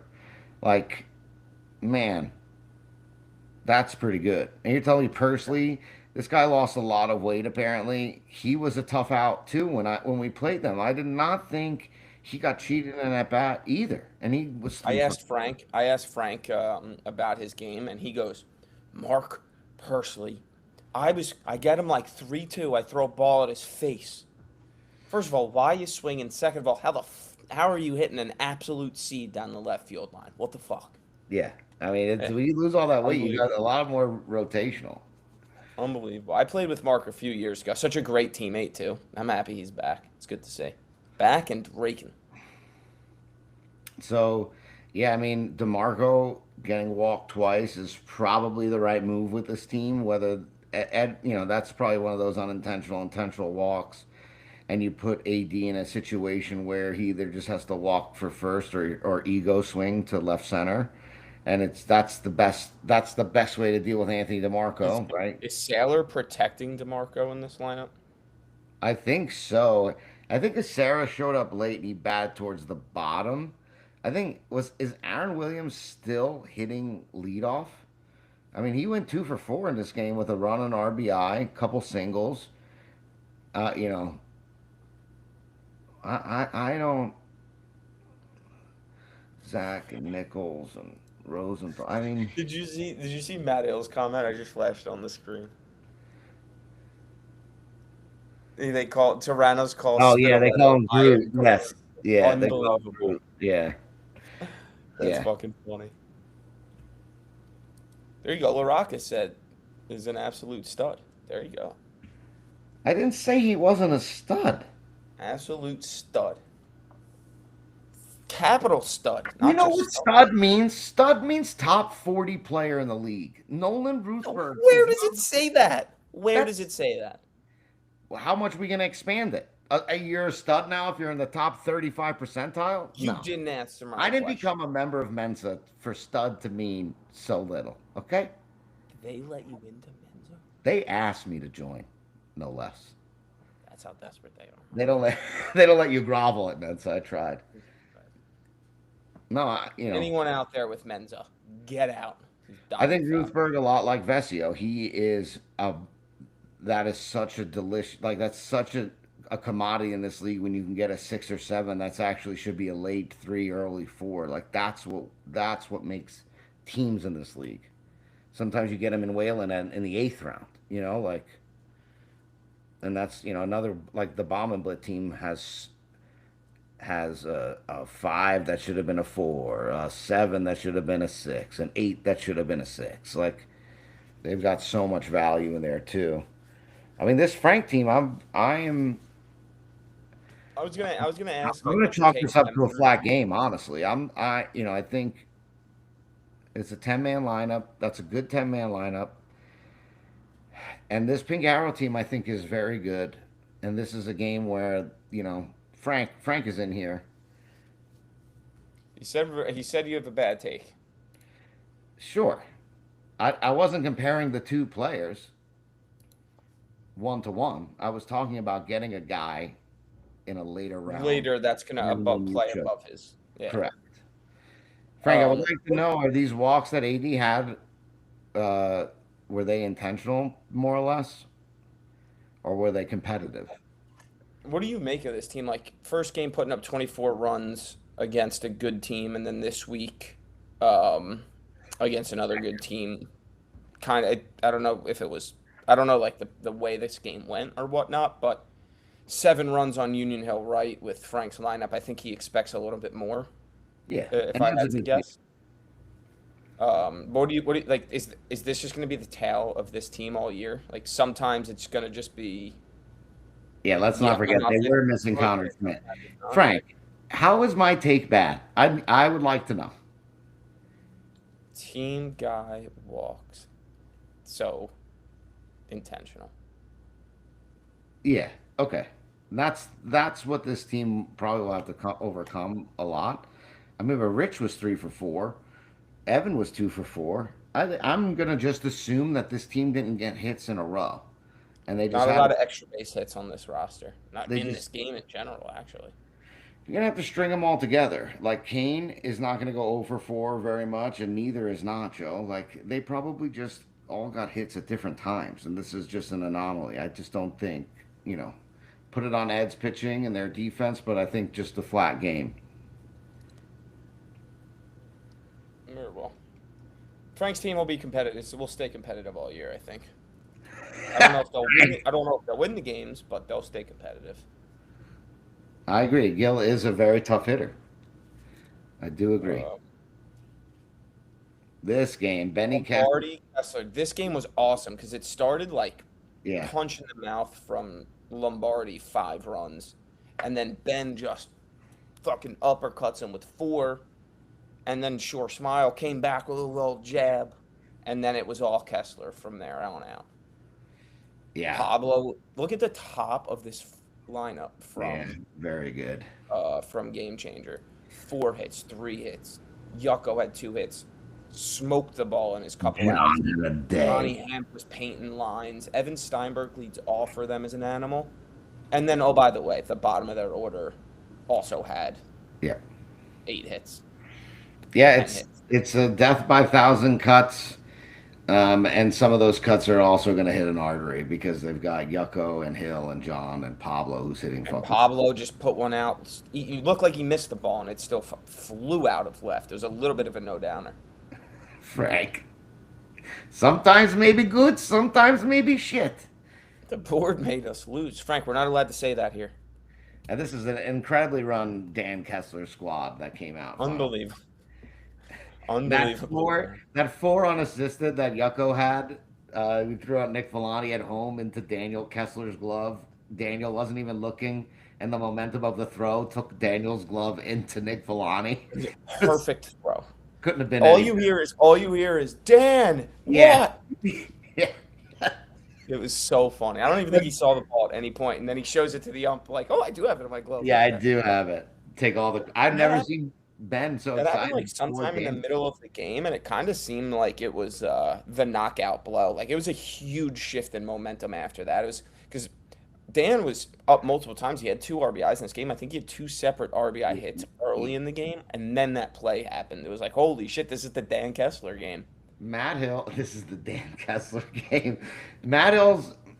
He's my favorite heel in the league because like as soon as Daniel made that play, he's running in, and you could see like the Lombardi team. They're like head is down. They're walking back, walking out, and Matt like waits till he gets to the dirt, and he goes, "Great job, Daniel. That killed their rally." They're like he's just waiting to say, and I love him out in left center. He's talking to the right fielder. He's talking to the left fielder. He's, when people are, I saw Greenspan backing up for a ball. He's telling them, "You got room, both hands. We got to have this." Like, what a guy. And then he comes in and he'll, break your back at the plate, or he'll talk some shit in the most fun way that you're like, makes you think like, "Oh fuck." This is a team of friends, and like Matt Hill, John, Ben, Yoko. Like it's a good group, family in there too. So like Pablo played with Ben last year, so he And knows Pablo the still with vibe. Daniel. Like they're a good team. Just Yeah. they communicate very well. They know the expectations. They do a lot of the little things correctly. They're a good, functional team. Yeah.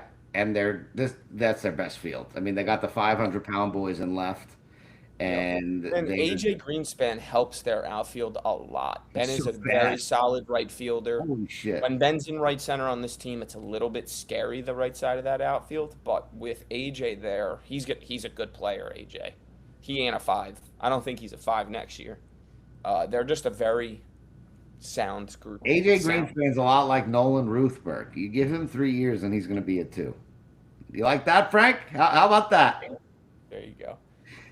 This game changer team is gonna be good, and this Shore Smile team again. I said it preseason. I said it after week 1. Once Ben fought back a little bit, they came out so hot, and then Kessler fought back, and there was no "let's rally, boys," no retaliation after. It just kind of felt over once game changers took a little bit of a Doesn't make of a sense. lead. I mean, Klecko, it's going to be a long summer for Matthew Hill. I just can't abide with Klecko playing right center. You know, I forgot who said it, but someone's like, Klecko gets hurt coaching third base. Like, It's you, not. I just don't think his bat is so good. Like, you drafted him to protect Junior. Like, you don't want him fucking running around all over the field, and he's got to run in, he's got to take a swing. Like, you want to park this guy in left field or third base and let the man rake, and he's got a fucking award-winning smile. Let his smile be the fucking thing that everyone rallies around. And I just see him running around in right field, expending so much energy. I want to. And then what was he? 1 for 4. I'm sure. Like, Klecko's still going to rake. He's too good of a hitter. He's too strong. But it's like, I'd rather see him kind of use his energy on offense. I don't even know. Were they missing anyone? Like, can Kevin No. play? Like Jeremy Levine, could he be playing right center? Could Kevin I be don't see playing why right not. center? What? I don't see why not. At least try him there. That was like the biggest surprise to me walking up to the field. And mind you, we had just won a game, so I was filled with surprises that day. but I was most surprised to see Jeremy in right center, Jeremy in right, and Klecko in right center. And it's not because he can't play there. He'll play there. It's He's just not what probably you need him for. he's a better right center fielder than Jeremy Levine. I'll say that. He's a smart guy. He's tall. He's got a great arm. But Good hitter. that's not what I want him for. And again, Yep. this could mean nothing, and this could be nothing because, like Frank said, I'm not one with a laundry list of good takes. But I would rather see Jeremy Levine run around in right center and Klecko playing a position and just fucking mashing. What do you think about their defensive outfield situation with they're going Klashinsky Jr. in left center, Villani at shortstop? What I don't I even know what other options they have at short other I mean than they the would two put of them. Junior there, but Junior just played a whole year at short. And yes, Nick Villani's a better outfielder than Junior. So if you want to say to me, if you want to say Nick is a better shortstop than Junior, but not by the same margin, he's a better left center fielder than Junior, then put Junior at shortstop. He had a whole season Hmm. of it. He's he's not a guy like he's a young kid. He plays a lot of ball. He'll be fine at shortstop, and Nick will be great in left center field. I I just feel like don't. Jim gives up a lot of fly balls too. Did you Like when I think about watching a Jim Lombardi game, there's a lot of fly balls compared to grounders. fantastic hair? I agree. It just didn't look to me like. It just looked like this Kessler team just fucking hit from top to bottom. I didn't really look at the Literally. Lombardi team and be like, oh, they made a couple errors. Like, yeah, there were a couple errors where there's like one at first base and maybe one in the outfield, but like it's not 20 runs worth of errors. It Yeah, was just, correct. it was just Ben's team, a little bit of a coming out party for them on a field with a fence that they can kind of strut their stuff a little bit. And I again, I'm still not out on this team. Now, if I talk to Nick and I talk to Junior, and Junior's like, if Jim was like, "Where do you guys want to play?" and Nick is like, "I'd rather be in the outfield," and Junior's like, "I don't care," then I would put Nick in the outfield. I put Junior at short. You know what I'm Right. saying? But if Nick is like, "No, I'm the shortstop. I'm committed to being this for the season," then I wouldn't change it at all. You know what I'm saying? So it's like Yep. I think both those guys are too good. And you can kind of just talk to them and figure it out. How you want to do it. But I just think Ben's team is very good, and Yeah. I hope he lost his Wi-Fi when I said that, but I think they're very good. Great.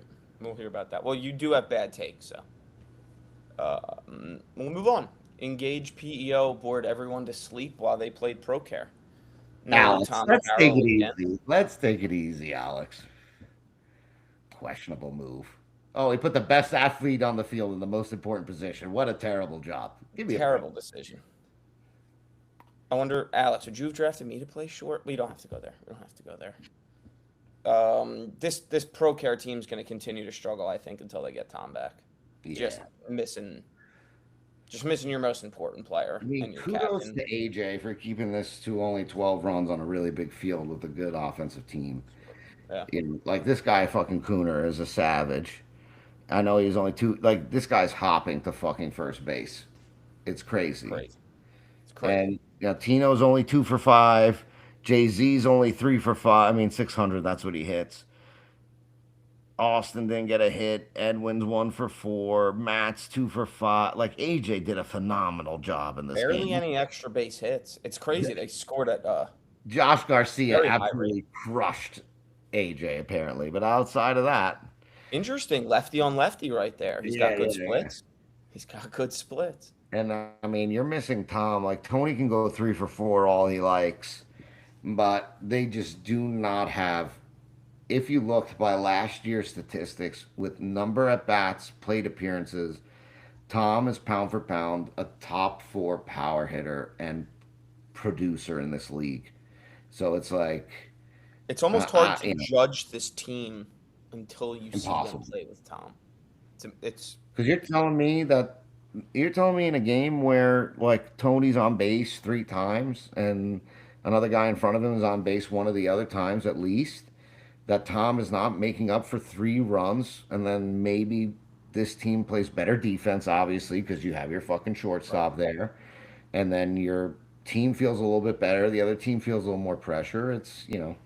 Tom is such a big miss, I think, underratedly because he's not like a premier shortstop defensively, and we love to like go a little bit of gaga over that. But from like just a productivity standpoint at the plate, he's so efficient. Yep. Only like you and Dennis had a better offensive year than him. Like when you look really get into like how like the granular numbers, the amount of plate appearances compared to like I think he edges out Amato in Toronto by a little bit, like maybe the third or fourth best offensive player in this league, and this team has to kind of go to battle without him.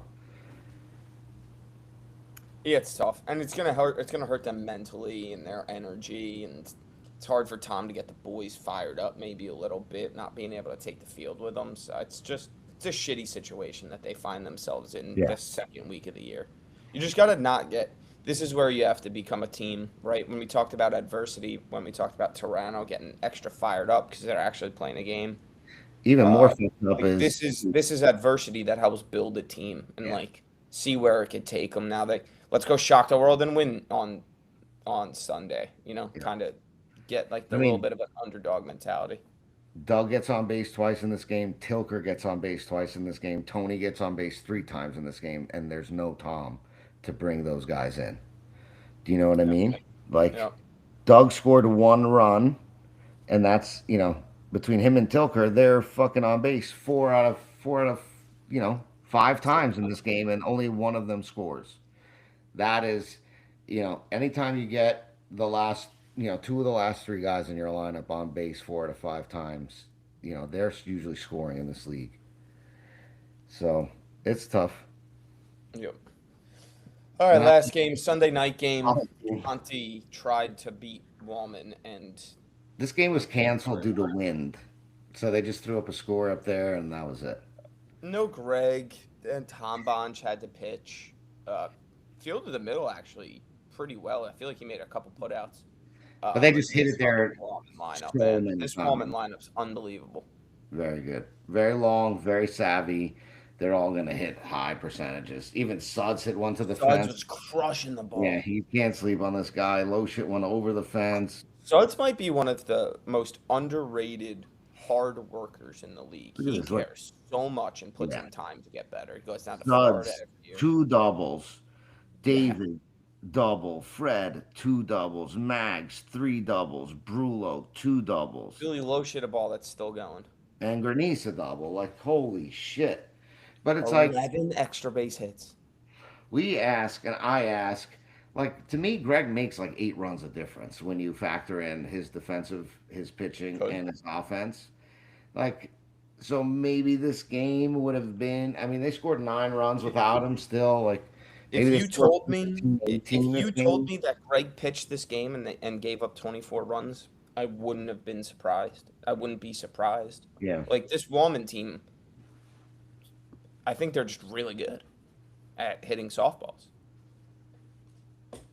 I think like I don't know if it's an 8 run difference in this type of game.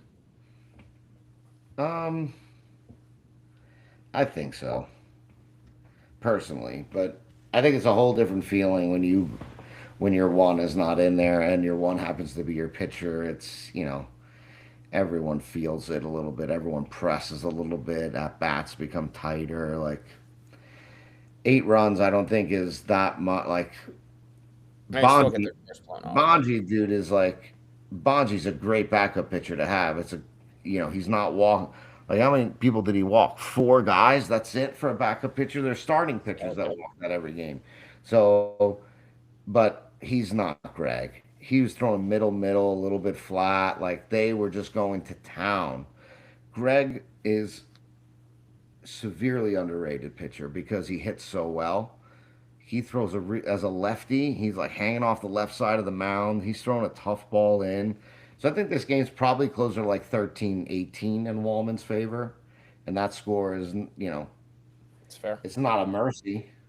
There you go, So Beck. Find out tomorrow night. Who does Wallman play? Goldfarb. And That's then a it's that's a very fun game. Conti versus Appalachian State. Oh, no one cares. The no one cares game of the week. No one cares. Game of the week. Red Zone wouldn't even tune in. Just no cameras. Who do you have in this Goldfarb Wallman game?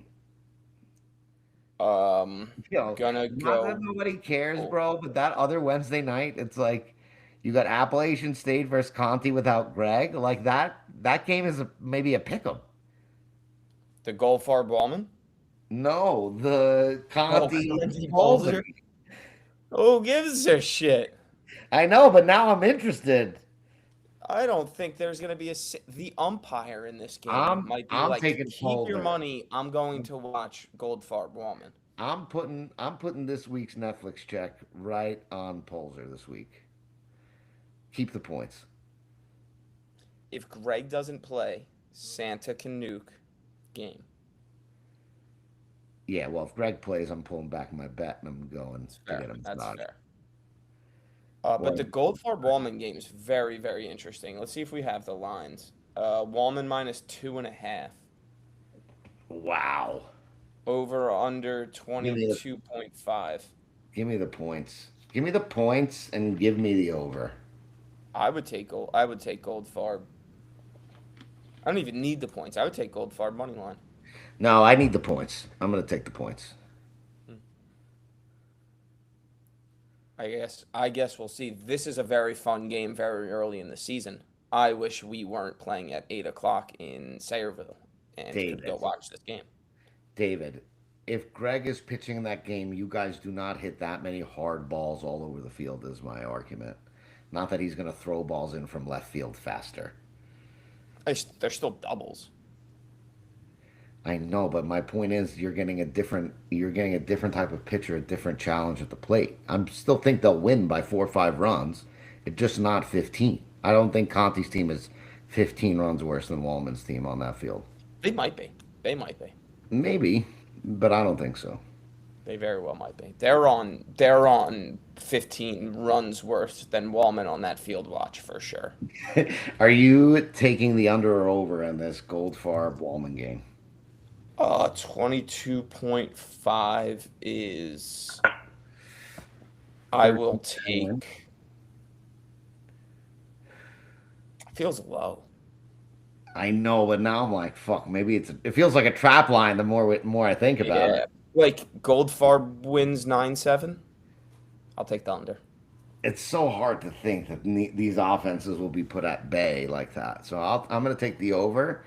And Good offenses though, good defenses too though. So this to me could be a very good game all the way till the end. And I will be sitting comfortably in the eighth inning with my 2 run cushion, and you'll be sweating it out with your ranch sunflower seeds. we're good. Dan Kessler said over, over, over. Yeah, fuck, Hammer the over. Daniel. God damn it, dude. I'm saying 9-7 Goldfarb.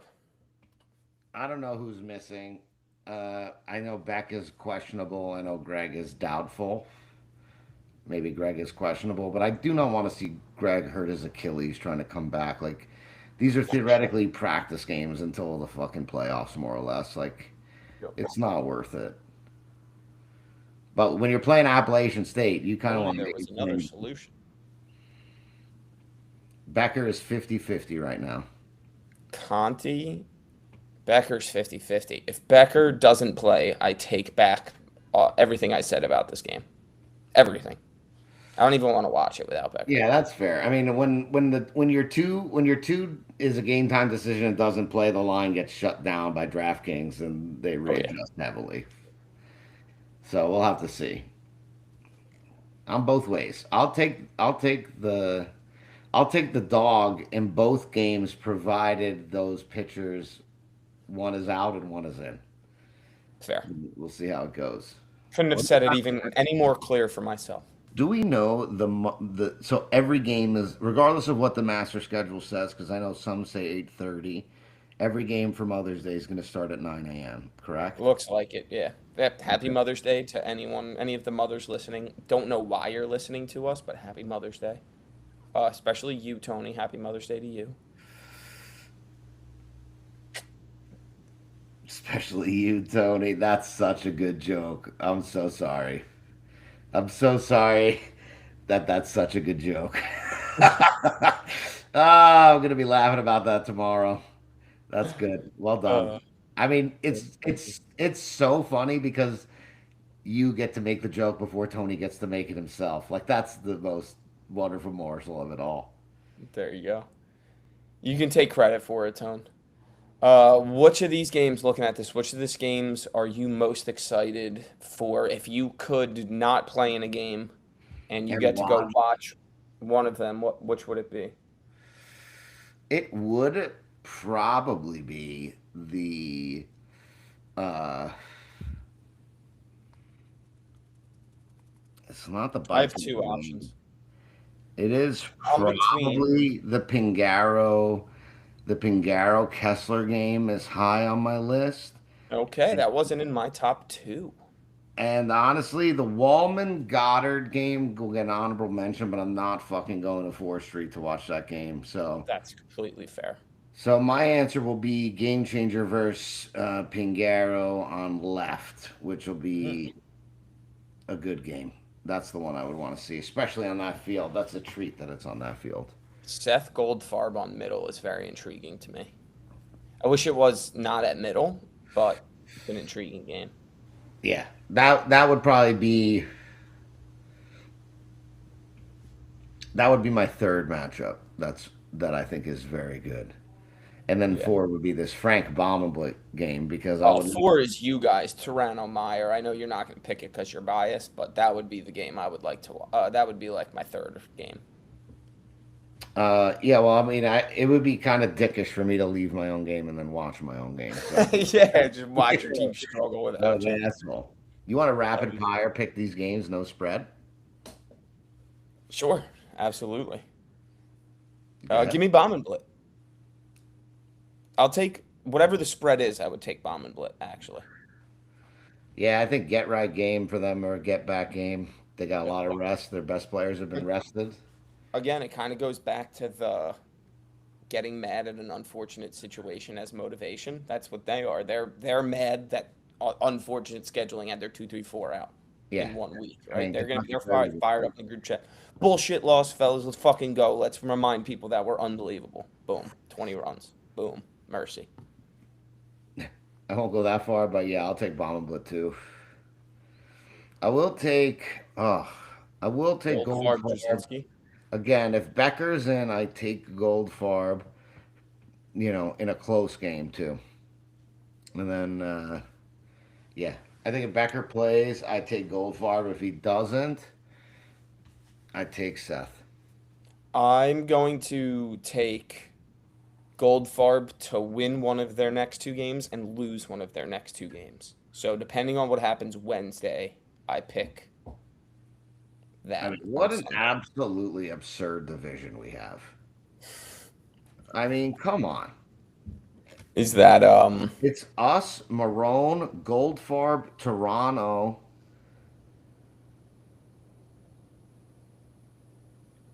you're down here, sorry. Yeah. Oh, your polls are in your division. Relax. Okay, but every other Seth. I mean, these fucking teams are so good. Yeah. Yeah. I Dude, even the forgot. Central Division's unbelievable. Look at the Central Division. It's the same thing.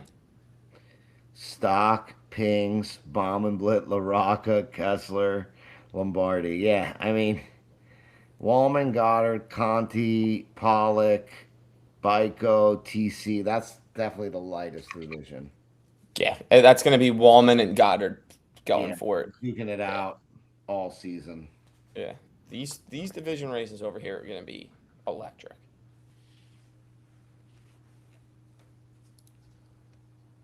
What are these other games here? Rosenstock versus Lombardi. I'm going to take Rosenstock.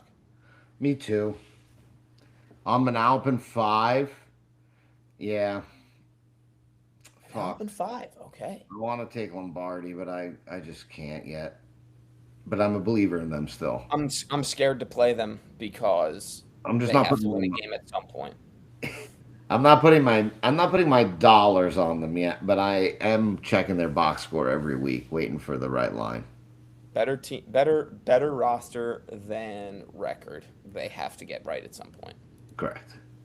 Wallman Goddard. This will be a fun game at Freeld. I'm going to take Goddard to stay hot and rolling. I'm gonna take. Oh, They're fuck. probably the underdog in this game. Goddard, yeah. Yeah. If they're the underdog, I would take them with the points, I even if it's mean, like this 1.5. this is a huge infield that David's going to have to play on. There's got a mound which kind of limits Freddie a little bit backwards. So it's like, Be interesting. I think this is like a good like good picking measuring stick game for each early. one of them, right? Yeah, for each one of them, it's like 2-0. Wallman could be 3-0 going into this game. Like what someone has to lose a game, and what does a matchup of two undefeated teams look like on week 3? It could be I'm going to take Wallman to your Goddard, sure, and sure. Uh, I'll bet you a medium French fry on it. no deal. Wow. I'm not confident enough in the Goddard pick. This next game is also no Greg again, no Greg, no Tom. Both team missing their one. Mhm. Does ProCare get off the schneid a little bit? Could be an ugly game. This Thankful on this is at Morrow. Marel, Ray Porzio's cousin coming out of the woodworks. This game deserves to be on Morrow. Yeah, fair. Yeah. No one's gonna be happy to be there. No. Grass isn't going to be cut. The Yeah, conversation in BP is just going to be all about how disgusting Morel is. Find like half a Capri Sun bottle cut up out there. I'm gonna take ProCare in this game because I like ProCare's outfield at this weird wind tunnely, unkept disaster. I'm taking ProCare as well because their jerseys are way cooler.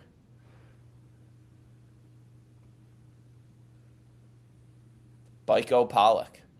What a boring, boring game this is going to be.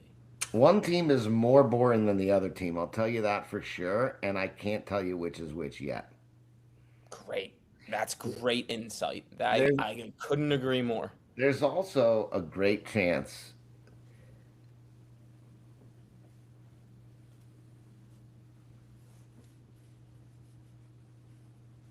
What the fuck is that? What's going Sorry, on there, sir? some sort of gigantic fucking thing flying around. Sounds like a bee, and I'm very allergic. So if this is how I go, just remember the board did it. Who? Uh, It's a the board board let plan. this bee into my apartment. No, uh, I think uh, I think Dennis is missing this game. What? Did he Yeah, throw another bat? yeah, no, he did. He didn't. He didn't. I think he's got. I think he's otherwise in playing game prequel. You have Beck. I think by. I think Dennis has some Mother's Day plans he might not be able to get out of. Why wouldn't he just throw the bat this week? Why would he throw it week 1? If you know you're missing week 3. If you know, I'll never forget. I was Justin Colorado last year was very upset at a specific umpire on a game, and we're going to the outfield, and I was like, "Yo, we're shorthanded next week. Please don't get ejected." And he goes, "I'm already missing. Let me have my fun." I was like, go for it. Go I have fun." mean, this is just Occam's razor, dude. This is the universe hates Justin Bykowski. So Good, he deserves it. the simplest answer with the least amount of explanation is often the right answer, and it's that. Two If different Byko playing plays fields. without, if Byko plays without Dennis, Pollock would be the favorite, probably like 3.5 runs, Yeah, maybe something like that. and I would take Pollock at that point. I would take Vico because that's his lady love at East Francis. I think like East Francis is the field that Vico likes to hate fuck basically. That's fair. Same with Meyer. I mean, it's hard because Tino's going to play the best shortstop. I mean, Tino Baldino on that crappy infield that you have to hit uphill at will be fun. And then, DiNapoli is going to be good on the mound. I just, ugh, Cooner is like, what's bothering me about this guy Cooner is that they keep, I mean, I talked to Frank Ermel about this. They keep playing him so deep. The guy can't even run to first base. But Take he's away, try to take away the single, let him beat you and jog to second. Kenny Jog, he's hopping to first, so is he going to hop to second? I would make him do it one time before I, because I Yeah. have no doubt he could still hit it over their heads, even with one leg. This guy's Just what that. base does he land on? Right, Yeah. exactly. I'd rather take the chance. Yep. But, this Pollock team I think is better minus Dennis. But if Dennis is in, I'll take Byko's team. I'll take Byko's team in a revenge game for Dennis versus Jay-Z. Wow.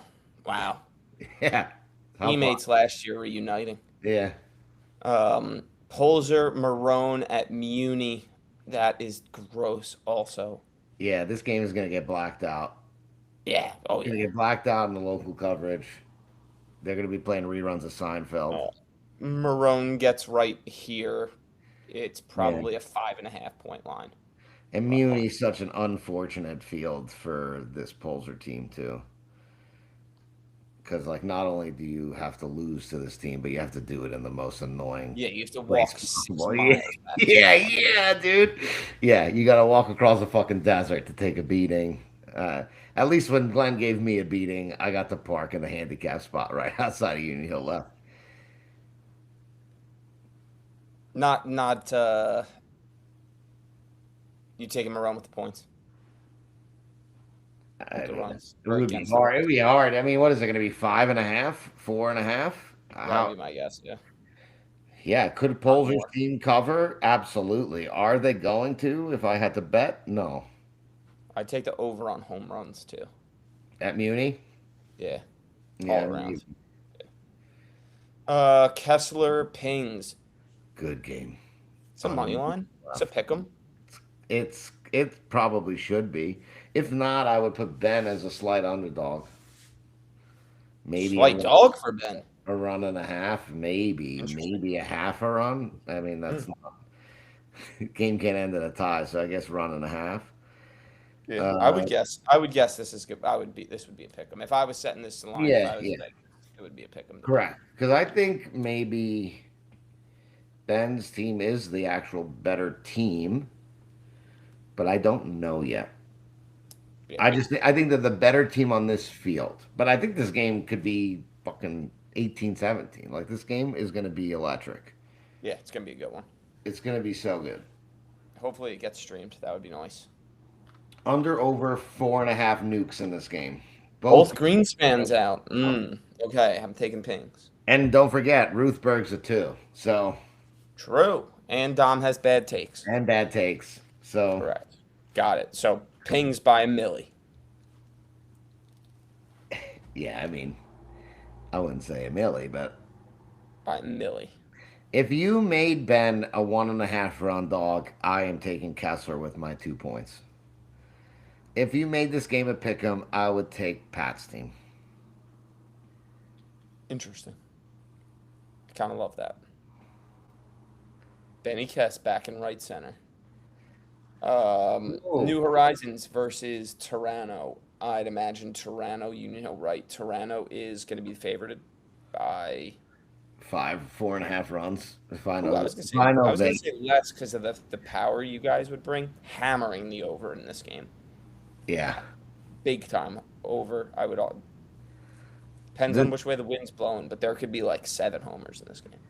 Yeah, I mean, this game's going to come down to can we play competent defense every batter in this game, because they're going to put balls in play. Like, they're not going to hit lazy flyouts. Like, we're going to have to play defense this game.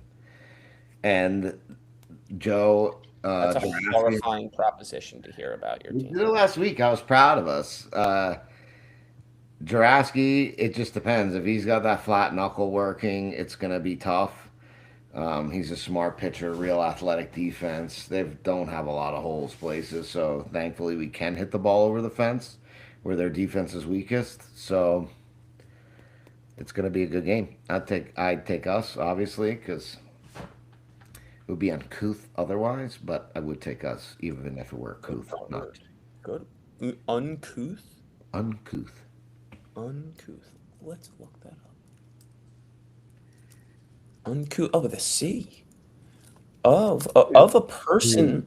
Uncouth describes behavior, manners, or speech that are rude, unrefined, or socially unacceptable. Great job. Great word. we've done it. There you go. That's We that. taught someone something today. Education. We look at this informational podcast we bring these people. We're just creeping into all the sectors. Speaking of informational, let's do this. I have a new segment alert. I hope our producer in post. Perfect. There you go. There you go. Stat keeping 101. When there's a man on first base and you hit a fly ball to the outfield and that man tags up, that is not a sac fly. Correct. Apparently, that confuses folks. So there's a lesson for people. We're going to have a Stats 101 a lesson each week. Okay. Mm-hmm. I'm sure I'd love to learn something. There you go. My goal is to teach you one thing, and I hope some people on this episode learn two things. Uncouth, sac fly. Both equally important. Who's your player of the week? From this Put past you on the spot. Yeah, this player of the past- week from May 3rd. I'm not going to pick my own teammate because that would also be uncouth. I'm going to pick Pablo. I thought Pablo played a stud defensive game. I think he had a home run early and he got hits often for that team. I'm going to pick Pablo. I like. What about you? I'm going to go with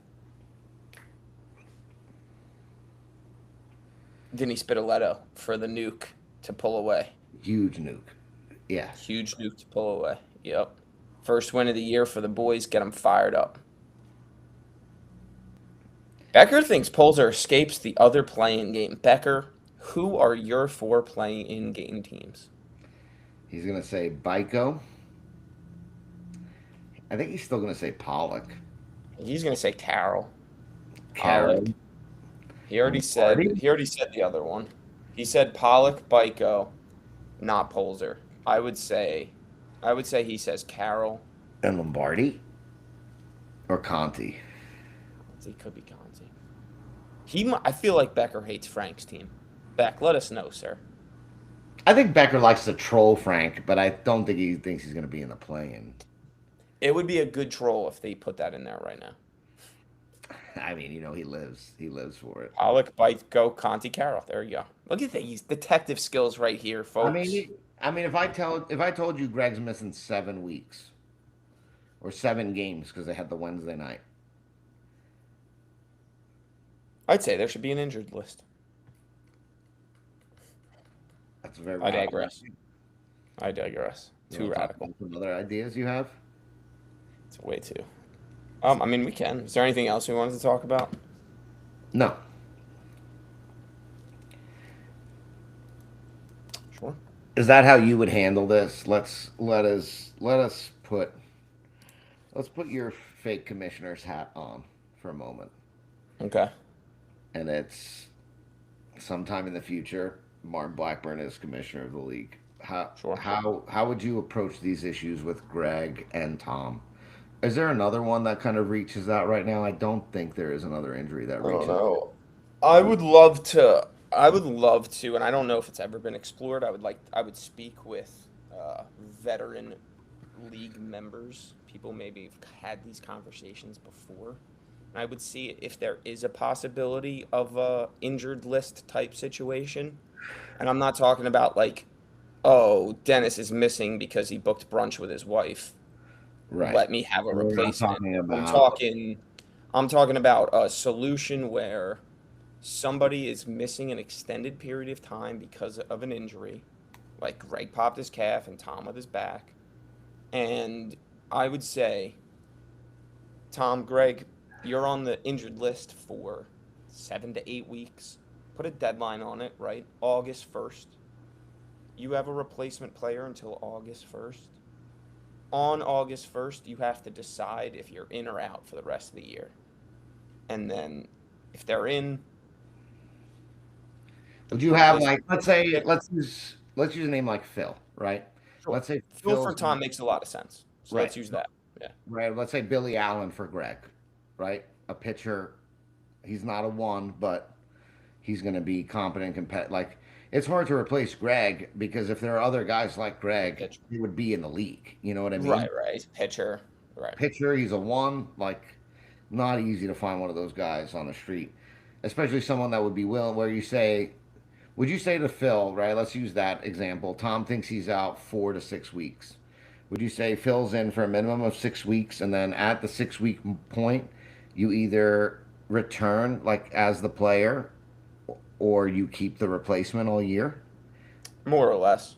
And Yeah. then would that then exclude Phil from replacing anyone else in the future I don't think so. in the league? Like for playing, let's say Tino got hurt, I and don't now think so. you need a replacement for them. Would you let Phil? Would you find that to be an issue? Yeah. I don't think I'd have any problems with that. Yeah, and I guess if that captain, I'm sure there's a good reason I haven't thought of that would be against it. Maybe like the competitive edge type thing, right? Is Phil gonna give it his best and blah blah blah at that point? But it's an interesting. I would love to know if they've ever tried that before. I think like for captains, for board members, for pitchers, these are all things like a captain designs the draft. They got to show up every week no matter what. A lot of these captains either come with a pitcher or they design their entire draft around the pitcher. These are the hardest guys. And board members, they put in so much time, energy, and effort into the league that what if one of them breaks their hand and they're out for 5 weeks? Should that mean their team plays shorthanded if that player is I just important? I think it's more unfair to unfair to more people than it is fair to people when an injury like this happens and someone's out for an extended period of time. Kind of like what we dealt with Pablo last year. Like it's really unfair to the rest of the team. Yeah, you It's guys were unfair just to the rest of the fortunate. league. It's disingenuous to the teams that you're playing against. It's not unfair to the person. It's not their fault they got hit. It's not like they booked a vacation and they got hurt playing. It's like, and sometimes it's just really shitty. And like, you don't want to lose this guy. Let him health. Why are we trying to rush people back? Like you're saying, like, I asked Greg, I was like, how long are you out for? He's like, let's see how these boys look. I was like, Greg's really about to Yeah. rush back from this injury He's because a his team needs competitor. him, like, other option. Tom's the same way. Those are like you look at a guy like Kevin Murch. He's a rookie. This is his introduction to the league. And it's like it's hard to hear this is not what it's usually like and this is kind of shitty, even though it is unlucky. Couldn't have been any more unlucky. Right, right. Right. So it's I like that. I'm Um, sure it's very, very, very difficult to pull off and would take a lot of organization and planning and communication. and I support. don't think it's impossible. I would imagine it's not easy. Right. I think Probably not something you could just whip together in a 2 month plan. Probably takes years to plan and organize and get right. in place. I'm sure it's not easy. Yeah. But No, I would be open to the idea of that and putting in the time to figure it out. yeah. No, I Yeah. think I mean, I guess it really just it comes down to whether or not you would be years ago taxi squad idea. Yeah, I mean the It's taxi different than a squad. taxi squad. It's a different idea than a taxi squad. It's not just because one guy's missing a week and we need him, that we need a 10th player. But same concept in a way. So I understand what he means there. Yeah, yeah. I mean, it really just boils down to if like I guess would you consider running? And I guess if you did run, are these the type of things that you would try to kind of do, or are these more things that you would like try to build towards? I don't know the right way to ask that question, but I get what you're saying. It's like, is this like, if I were to run for commissioner, which I'm unsure about, if you put a gun to my head right now, I'd probably say yeah, but I don't have a gun, as you can see. So I'm intrigued by it. Um, I don't, this would not be like one of the first things. I'm on the other side on my side, so you're missing. Um, this isn't one of like the first probably like 7 to 12 things I would do. This would maybe right. be like a fun conversation. Like let's circle back. Let's slowly vet out the idea and maybe it's like a year 3 thing where we try to implement it. Like I said, I don't think it would be a year 1 thing. It's Yeah. more of a long-term project. Let's make sure we get it right before we, rather than trying to rush it out. It wouldn't be one of the more important things that I would imagine myself doing. Yeah. Yeah. I mean, it's tough because you can't just put together a way to solve this problem. And the way Tom or Greg solves this problem fast is coming back a little bit too Rushing soon. back from injury. Yeah. Which is like nobody wants that. There's no like it's not designed for that. It's these guys just want to play ball. Like they just love playing ball. They love the guys they play ball with, and they just want to play. But Yeah. the league's going to be interesting this year. I think we're 3 games in. Some teams won. Like could already see starting now. Like last week there were a ton of half the games were mercies, right?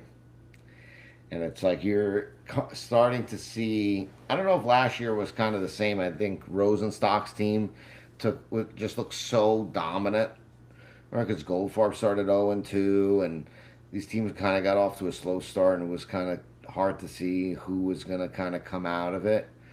This year, it seems like there's some pretty good teams starting pretty hot out of the gate. So it's going to Yeah. be.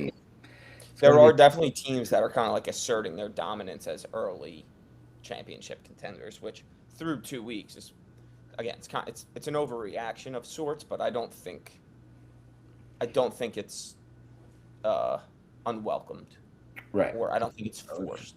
Tomorrow we got rain from like 11 to 4. And then we got a little bit of sun and then maybe rain again around 8. I would assume that they're going to get the turf game in because it doesn't look like, I mean, 13-mile-an-hour winds could be fun to watch these pitchers. A little bit less at night, but man, that I would love to. I love a good wind game as a pitcher. It's one of my favorites. Um, yeah, I hope we get these games in tomorrow because I really want to see that Wallman Goldfarb game.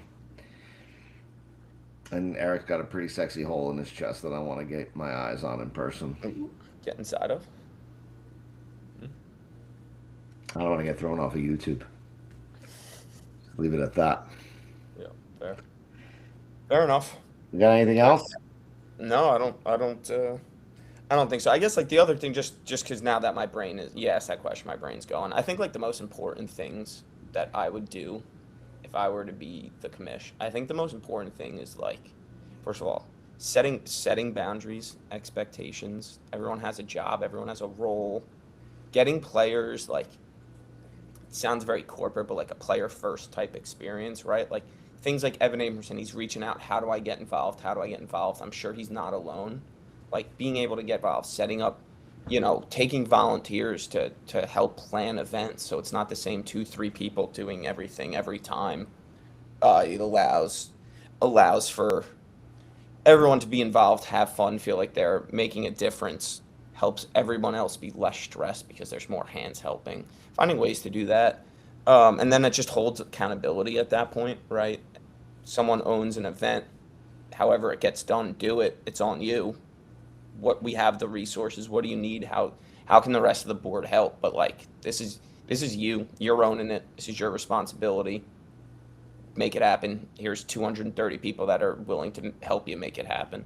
So uh, that those would be some of the things that I would look to get people involved, make Union Hill days a little bit more fun, a little bit more family oriented events where you're going to steal people all day from their family on a Sunday. Like they can come down and hang out and participate in the fun that you're having, whether it's for an hour, 20 minutes, stop by, say hello, things like that.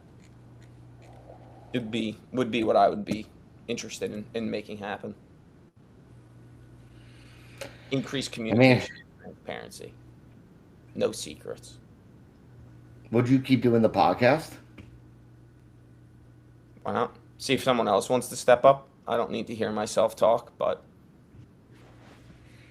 I Would like love to doing have this, you. but I don't need to do it. Yeah, I mean, I guess it's how inundated would you get, but I think it'd be awesome if you kept it. I mean, you're literally a direct line chat to every person in the league. There's like 50 people in here at once, at one Yeah. point. So again, Yeah. that's 1/5 of the league. But yeah, no, I think Oh, board members. We're leagues voting half the board in. That would be it. what do you Six mean? members. I think the players in the league should vote for who board members are. Got you. Would you put like limits on them? Term limits, yeah, 3 years, probably.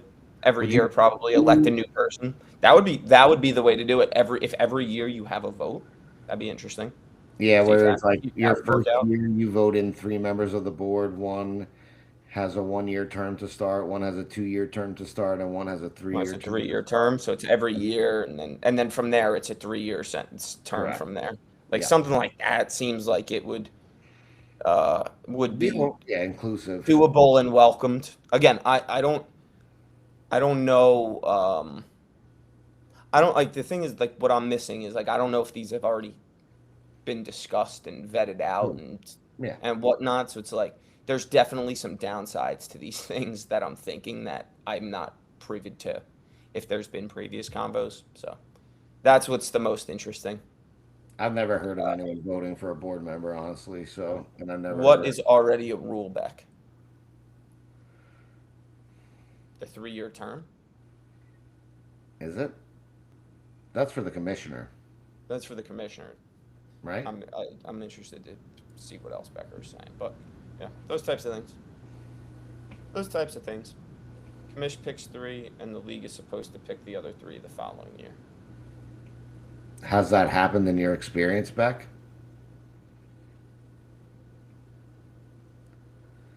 I mean, Martin, you've been in the league for 5 years, 6 years now. So, I've never participated in a vote. I'm not even when it went Joe to Beck or Joe to Ron. Becker is both an incredibly reliable source and an incredibly unreliable source. You voted on it. Okay. You You missed voted on a board? When did you vote on a board, Becker? this guy. Interesting. This guy's all hopped up on fucking Quaaludes What a, right now. what a mess. Oh, we'll find out about that, but I would love to make that happen. I mean, I would love to I don't know if participate in a Malone. vote in this league. Yeah, I mean, all reasonable things, all Yeah. things that like. I don't think much is. I don't think much would change, other than a few things. But I I don't don't know. have any guns because of Because you're a whatever bad mental person health with bad taste. designations I've had as a young adult. But maybe I'll find someone and have them hold it to your head so I can get a real answer out of you. But till then, it's good to know.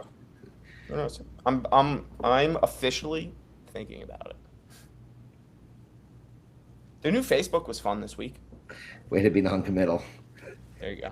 Officially thinking. Officially, unofficially I thinking mean, about it. that's a great step for you. There's only one person in the league I get nervous when they say they're thinking, and that's Ryan Amato.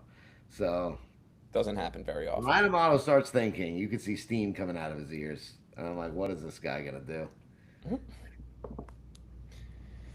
Ah, shit. All right, let's get off this thing. I think we covered it. Have a good week, everybody. See you tomorrow. See you Sunday. Happy Mother's Day to all the lovely mothers out there. Thank you for everything you do to let the folks play ball, kids, dads, husbands, wives, whatever it is. Thank you all for And allowing your the man in your life to play some softball for fun. thank you to Evan for birthing these the power rankings and the video games, and he's a mother to us all in his own way. There you go. We All right. appreciate you, Ev. Cool, cool.